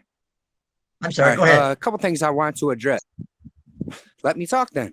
A couple things I want to address. I'm not saying any names because you're going to say it's a personal attack, but you say there's no record of bribes. But with a quick Google search, you can find a record of sexual harassment on a certain individual. So, and another thing I wanted to address is how they're asking for almost $1 million more, but if they wouldn't overspend through the year, like wasting thousands on getting multiple militarized police agencies to plan a premeditated attack on Black Lives Matter protesters, they might have some extra money sitting around. And then if you look at the footage that they have, how they attacked, they went after some of the smallest females in groups and how they arrested them and bashing certain people's heads off the ground. And I don't want to hear that didn't happen because it did. And then 3 months later, you guys bring charges up on mostly the Black leadership. It's not right out there. You guys really need to take a look at yourself, because if that was your family members out there getting brutalized by police for standing up for what's right, you guys would definitely get off your asses and do the right thing. I'm done. Thank you, Mr. Vasquez. Who's up next, staff? Chair, it's Shaquella Johnson's turn with Peter Tanaka on deck. Good evening or good afternoon, Ms. Johnson. You have something new to add? Please, you're up. If I may have I have your name. If I may have the city you're from, please, Ms. Johnson. Yes, I'm from Detroit. And thank you. Go ahead. I would just like to say this is public comment. So if we all had the same speech and decided to recite it over and over, you have to listen. Please stop asking for new comments, because we are all here for the same thing. You have something new to add, Ms. Johnson? I'm letting you know. It doesn't matter if I have something new to add. This is my comment. So stop asking if there's something new to add. Just let me speak on what I have to speak on and not explain to you and waste my time, because it doesn't matter if people before me or after me agree on me. With me, you don't have the right to ask the public, are y'all done talking about the same thing? So no, we're not done talking about the same thing. Let's get to it. The Shelby Five. These are real people with children, people who have just got engaged. These are supposed to be some of the happiest times of their life. And y'all want to stop them and hinder them, not because the racism of this city is so deep. Y'all didn't went past the point of y'all just hating Black people. Y'all hate Black people and anybody willing to stand up for Black people. Your prosecutor, your chief, all of y'all. So I'm asking the board, I'm asking you specifically for y'all to be the ones to take the personal stand. I don't have to preach about the Proud Boys and about what happened on the Capitol. We all seen it. And if you was disgusted like you should have been, you will be disgusted in this meeting. You brought up new charges on Black Lives Matter protesters, but don't have enough money to deal with domestic violence cases. Crazy thing about that, I'm a domestic violence survivor myself. And the police didn't save me. I saved myself. It took me to get myself out that situation. My life was in danger. I could have died any day. And I knew I could not depend or call on the police to come and save me. And here y'all is saying it publicly and blatantly, like, forget women. We need money to attack Black Lives Matter protesters. There's no way in the world you have time. And I want to just say for the record, y'all want to say they was marching in the street. These people was not in the street. They were on the sidewalk. They were attacked from the sidewalk. I want to put that down for the record. We are in a meeting because what y'all saying is democracy is not practiced out there. 6 different jurisdictions came out there to assassinate Black Lives Matter protests. And yes, assassinate them, because this have happened last year. We're in a new year in the middle of a pandemic. People are homeschooling kids, trying to figure out how they're going to work. But they worried about trumped up felony charges. Felony charges, not just misdemeanor, but felony charges for walking on the sidewalk. That's more than you'll get for jaywalking. And it wasn't because what they was doing. It wasn't because where they was doing it at. It's because what they were doing. If they was out there like the Proud Boys were, it wouldn't have been no problem, because that day the Proud Boys were out there and it wasn't no problem. You as the board need to either stand up or step down. These are people real lives. And y'all playing with them like they toys because y'all mad because there's an uprising of Black people. And it's been coming for years to come. If you feel threatened, maybe you should look in the mirror and see what's wrong with you inside and why Black people bother you so much. Y'all need to drop these charges against these people. It's not no other way to say it. We already seen what happened at the Capitol. Don't support it. Make the stand. Be the change. Be the change. When you have the power, be the change. You don't even have to go to another person to get the call approved. You can make the call and be the change. Well, be the change. Be the change that this world needs to see after what happened at the Capitol. Be the ones to stand up and stand proud and be on the right side of history for the first time ever in Shelby and Macomb Township. Black people are not allowed out there. And that is what these charges are saying. And me as a Black woman, I'm going to drive safe and not feel like if I get pulled over, the longer he here, the more chance I got of dying. Chair, her time is up. Oh, it better be up. Go ahead, Ms. Johnson. I took about 30 seconds away from you, but continue. Go ahead. Oh, okay. Who do we have next, staff? Chair Peter Tanaka is next with I want my 30 Denard. seconds. No, I want my 30 seconds. Go ahead, Ms. Johnson. I'll give you your 30 you. seconds. Thank you. The lady that got drugged from the sidewalk onto the street from her collar like she was a dog, she was only 4'9". There was no reason for that type of brutality towards a peaceful protester. It's been plenty of times I've been out there and I had my children out there and she have kept them safe.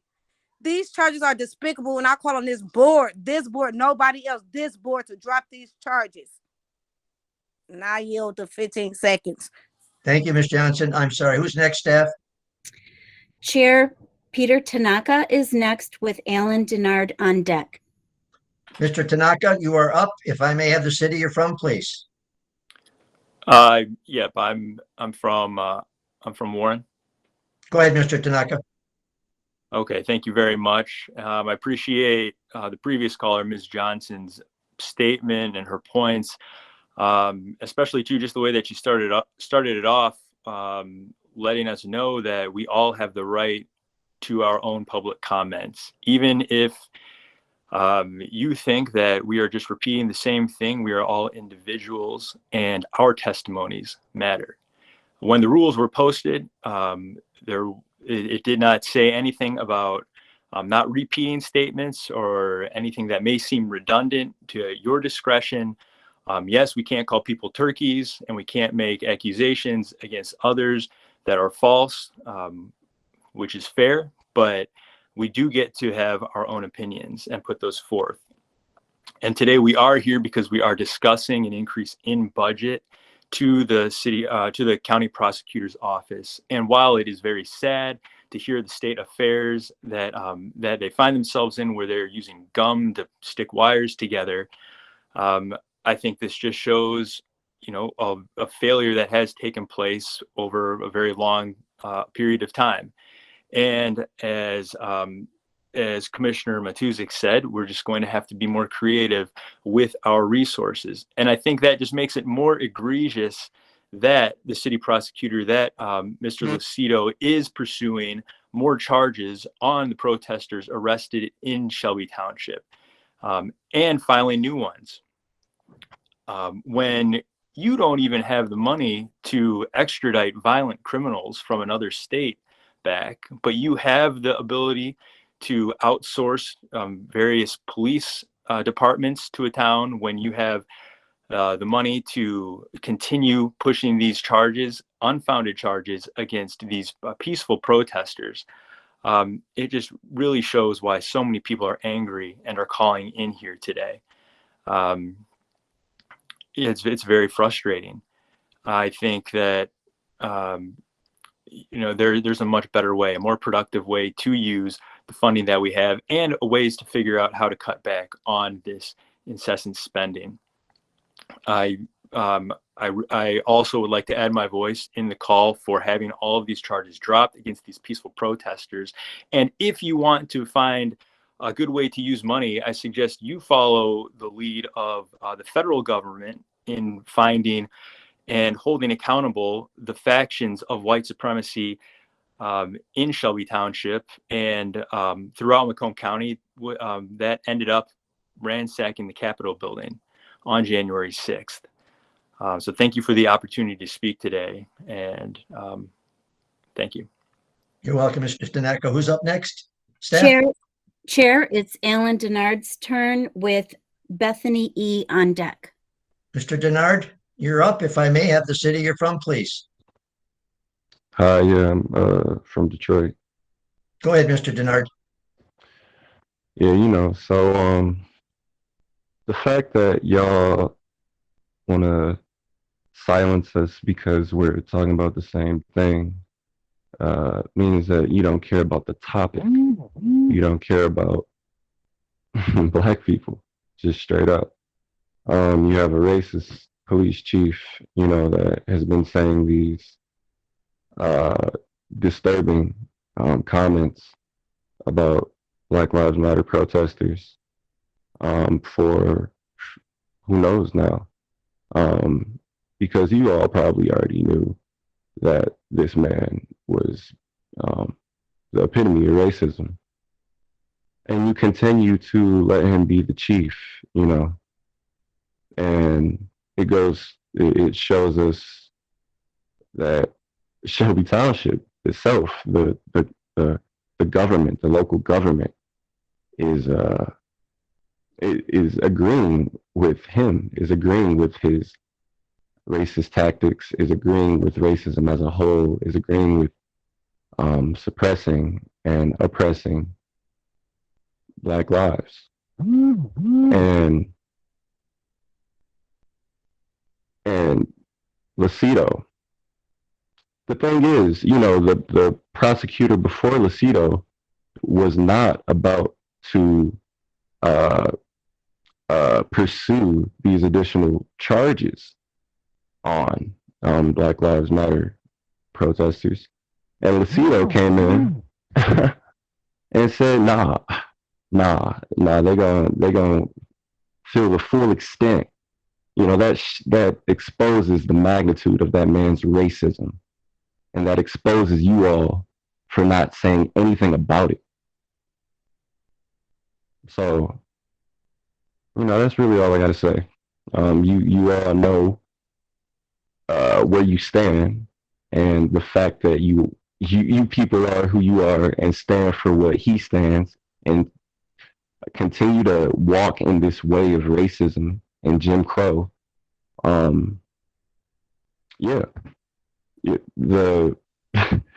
The repercussion will be not even of of, or it will be godly, because God knows right.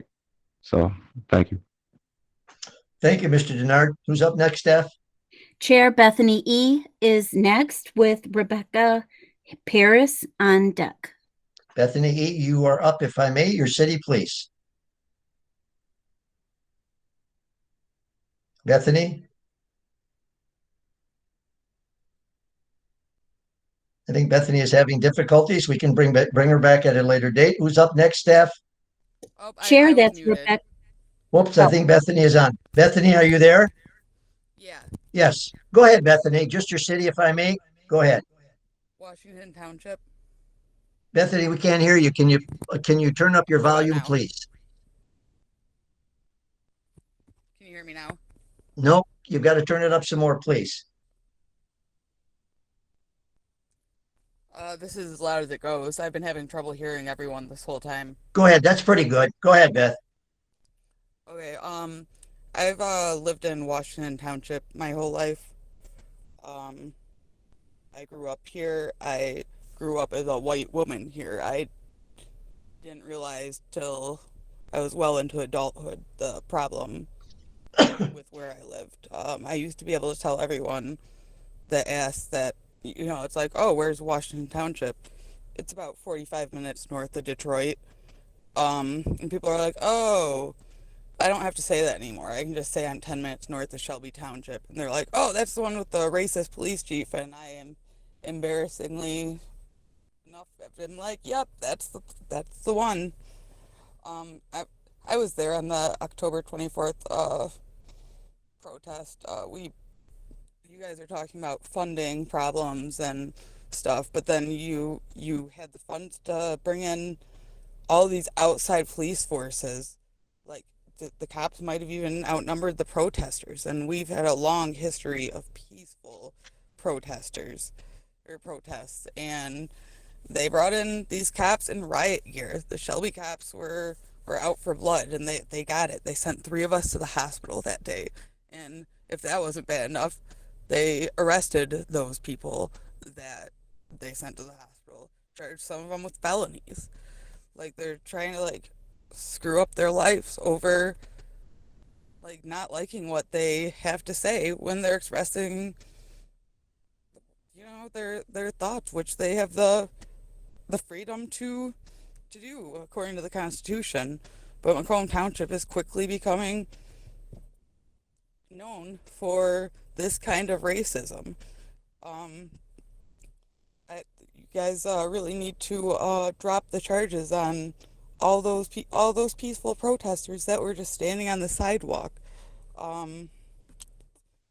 the other cities I've been to in Michigan protesting, if the cops were there, it's because they were keeping us safe. The cops in Lansing followed us as we marched down the roads, to make sure we didn't get hit by other cars or whatever. They would protect us from threats. But then, and you go to Shelby Township, and the cops are the threat. Drop the charges. I yield my time. Thank you, Bethany. Staff? Chair Rebecca Paris is next with Sean O'Donoghue on deck. Ms. Harris, you're up. If I may, the city you're from, please. Can you hear me? Yes, very clear. My name is Rebecca Paris, and I'm from Livingston County, Michigan. The discussion during the opening of this meeting was very apparent that the Macomb County courts are in over their heads. More money doesn't translate to actual labor needed to address the overload like domestic violence cases. A great way to alleviate that load is dropping the charges against Black Lives Matter protesters from October 24th. On top of the original felony charges against the 5 protesters from October, the additional 6 protesters charged this past few weeks is a reoccurring blatant political attack on First Amendment rights and an attack on Black lives.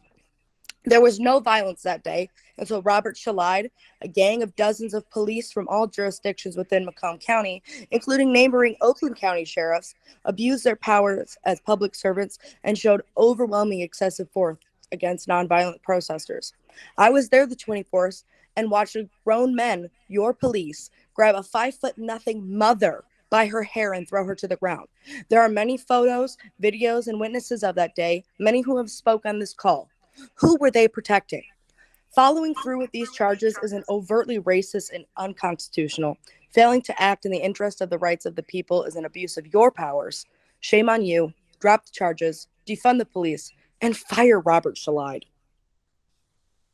I yield my time. Thank you, Ms. Paris. Staff? Chair Sean O'Donohue is next with Alex Anest following. Thank you. Mr. O'Donohue? Yes, thank you for your time. My name is Sean O'Donohue. I am from Detroit, Michigan.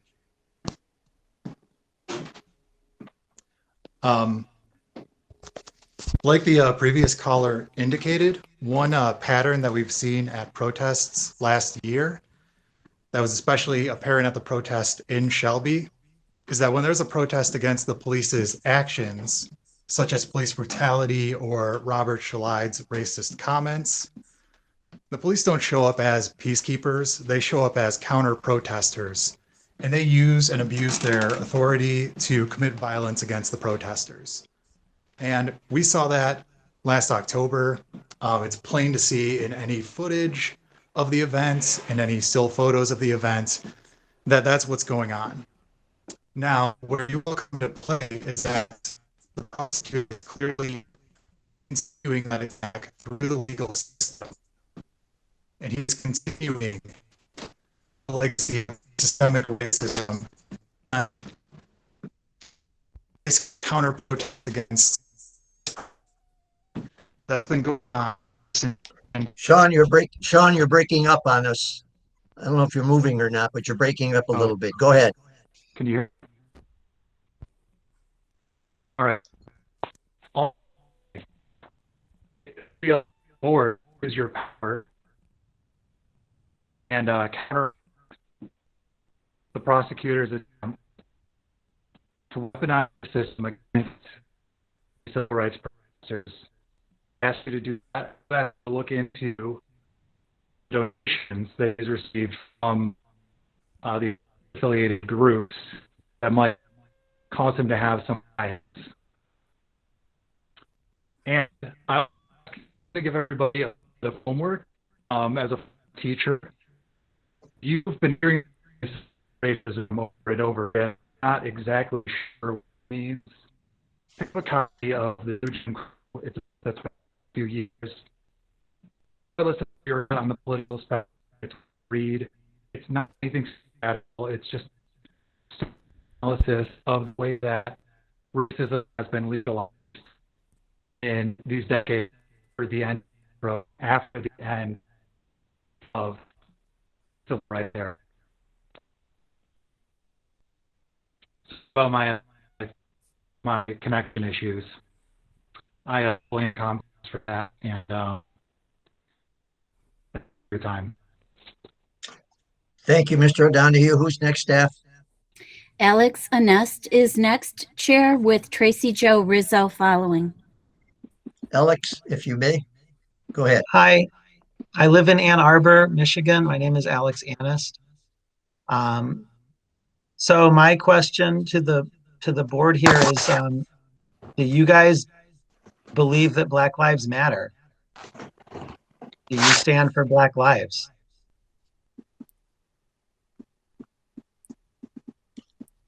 Alex, I mentioned before the board will not respond. This is your turn to talk. We will not respond to any conversations that you have. So go ahead. You just responded to me, but it's really a yes/no question. Does this board stand for Black lives? Does this board believe that Black lives matter?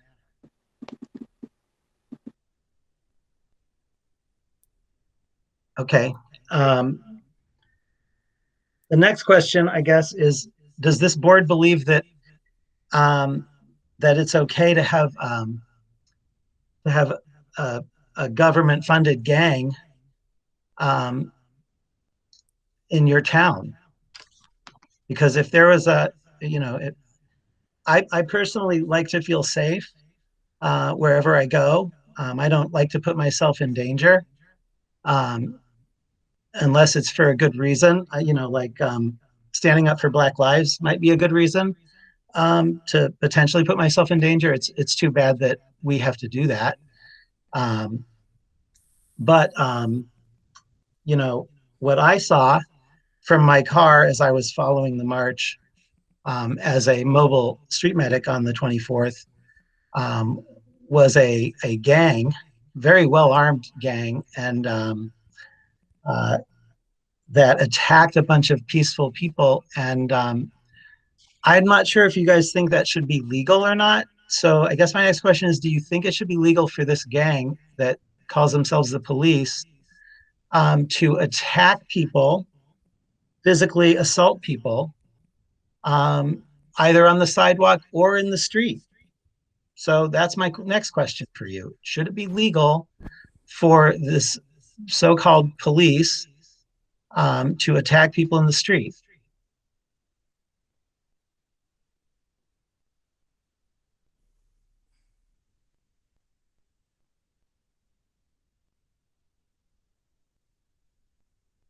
Because I don't know for sure, because I've never attacked somebody in the street for absolutely no reason, but I assume that if I did, I would face consequences for doing that. I've been attacked in the street, but I've never decided that it was my right to assault somebody who wasn't engaged in assaulting somebody else, who didn't have a weapon. So I'm just really curious about you guys, if you think that should be legal, because it is de facto legal in our country, and it is definitely de facto legal in Shelby. And then to come out and attack jail support later in the night, physically assault jail support. And then if that wasn't enough, to wait a few months and then charge more people, you know, and then to complain about how much money you don't have to do all this attacking and assaulting of people. So, you know, it boggles the mind. You know, like I got a lot of anger in me. I really do. Like I'm angry. I'm an angry person when I think about the cops and the way they interacted with us this summer, not just in Shelby, especially in Shelby, but also in other places. I'm angry. I'm mad, but I don't go out and assault people. You know, I don't throw people down in the street. I don't beat them with a club. I actually don't even own a club. And you know what? I don't feel like I need. Oh, is my time up? Okay. Well, you didn't answer my question, so maybe. Chair Tracy Joe Rizzo is next with Christine Zingo. Thank you, Ms. Rizzo, if you would. Hello. Hi. I'm from Detroit. Go ahead. So I actually work with the previous speaker, Alex, in a capacity as a street medic in an organization that was profoundly just shocked and appalled at the behavior of the police officers on that day of October 24th. I just would really like to say as many times in 3 minutes as I can that Black Lives Matter. Black Lives Matter. We're clearly dealing with a situation where that needs to be reiterated over and over. So I would like to say that Black Lives Matter. Black women's lives matter. Black men's lives matter. Black non-binary lives matter. Black trans lives matter. Black disabled lives matter. Half Black matter. Like, are you getting it? Like, Black Lives Matter. I mean, I could say it for much longer than 3 minutes, to be completely honest with you, but I know that I only have 3, and I know that you must be getting fed up with the amount of Black Lives Matter that's happening. Black Lives Matter. So yeah, I'm just gonna hang out until my time's over and say Black Lives Matter. Hey, Jen, do Black Lives Matter? She said yes. So it's just very interesting to me. I mean, across the whole country, really, that this is even a question. And it's also kind of appalling to me that even a decision to not respond to us in this call, which I understand, there need to be protocols for things, but we're not talking about you sharing your political interests. We're not asking you to disclose your sexuality. We're asking you, do Black Lives Matter? Because we clearly think that Black Lives Matter. And to be unable to even nod, it's just very telling. It's very beautiful, very telling. So Black Lives Matter. I really enjoyed what Shaquala said, Ms. Johnson said, about how Black Lives Matter and wouldn't allow, anybody to interrupt her on that. So let's see. Who else is on this call that I love so much? Oh gosh, so many people. And you want to know why I love so many people? Because Black Lives Matter. So I'm just gonna sit here for a little bit and think about how Black Lives Matter. Black Lives Matter all the damn time. All right, I don't know if the D word was a bad one. Black Lives Matter. Black Lives Matter. Black Lives Matter. Black Lives Matter. It's not difficult. You're right. It's not difficult. Black Lives Matter. Every damn day. Black Lives Matter. Every day. Period. Black Lives Matter. Any indication otherwise? Violence against people who, many of whom were Black people, and many were just there to support their friends and their family and their loves and to do what's right. You want to know why? It's because Black Lives Matter. Thank you, staff. Christine Zabo is next, Chair. Thank you, staff. Ms. Zabel? Hi, my name is Christine Zabo. I am living and working in the city of Detroit. I've been here for some time. I'm on this call to advocate for these individuals that are facing charges and have experienced what they've experienced within your township.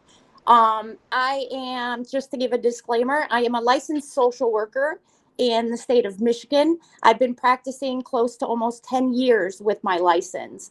I've had an opportunity as a licensed social worker to work side by side with a local sheriff's office as a social worker. I learned a lot of things during this time, and I've marched continuously with this particular group that we're speaking on today. I know them professionally while we're marching. I know them as activists. I know them as friends.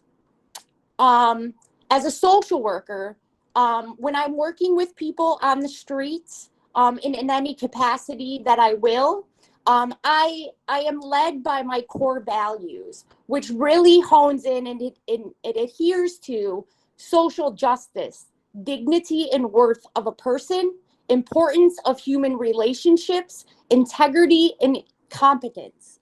What I also know about the law enforcement code of ethics, and I think you do too, and everybody else that's listening, what I've been seeing since this movement has started and what I have seen coming out of your township, particularly on this very day that we're speaking about, is disgusting.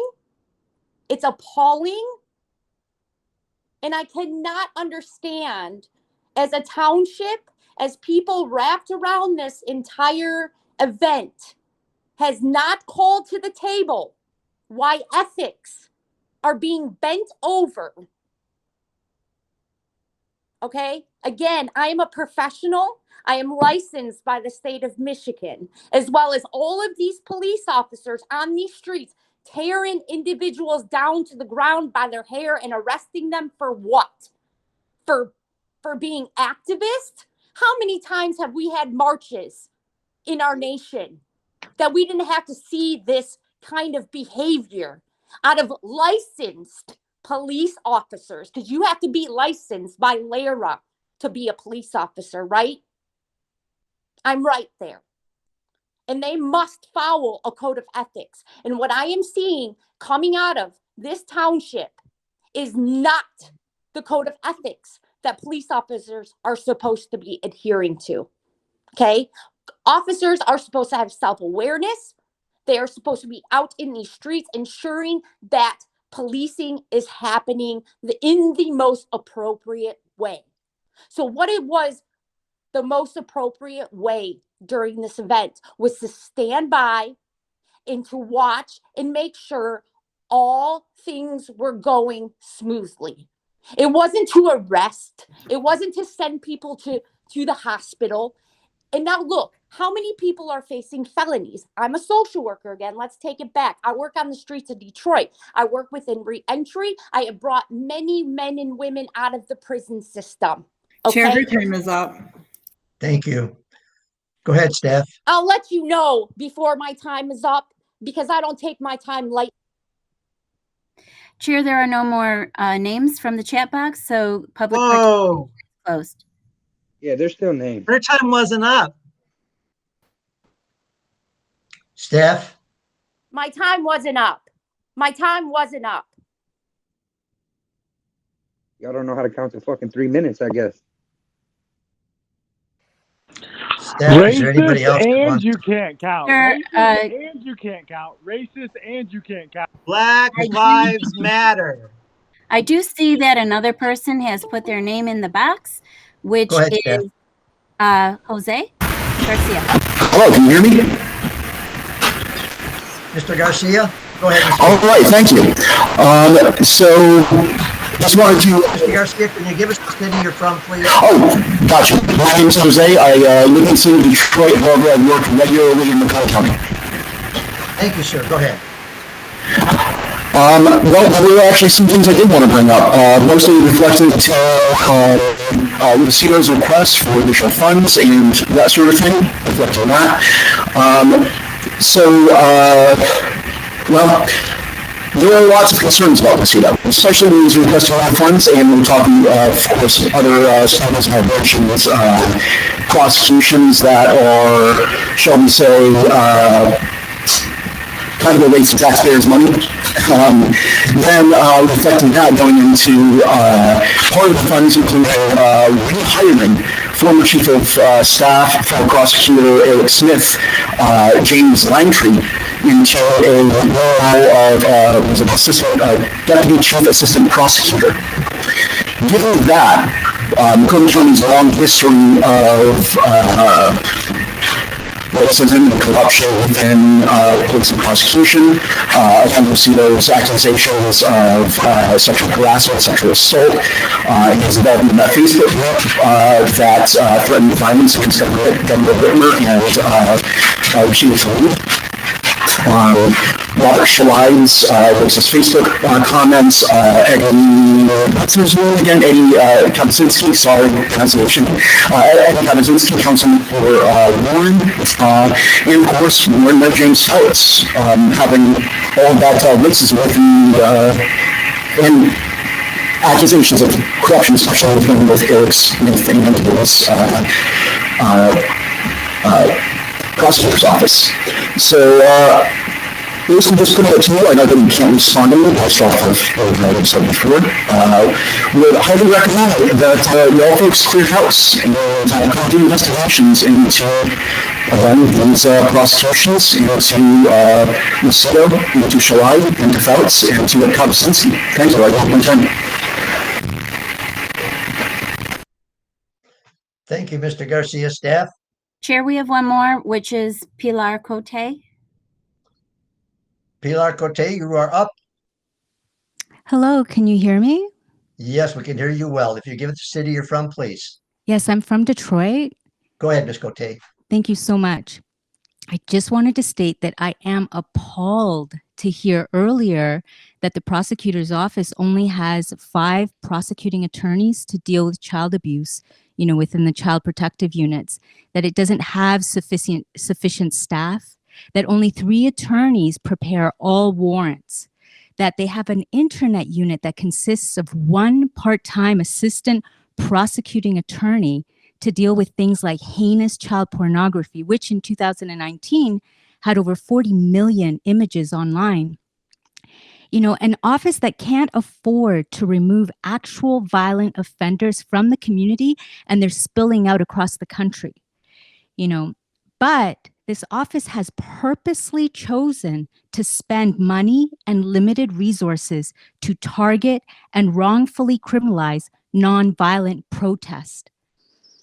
I implore you to drop the charges on all the protesters who have been charged. Because number one, it is the just thing to do. Number two, it is financially sensible and would demonstrate strong critical thinking. Number three, this board deserves to be recognized as anti-racist. Thank you. I yield my time. Thank you, Ms. Cote. Staff? Chair, I don't have any new names in the box. Okay, thank you, staff. I'll close that Hey, portion can I of the talk? correspondence. I'll close that portion of the correspondence and we'll move to an adjournment. I need a motion to adjourn. Staff? Moved by I'm sorry. Kleinfeld has a motion to Second adjourn. by I need Wallace. support. I'm sorry? Support by Wallace. Support by Wallace, been moved and supported. Please vote.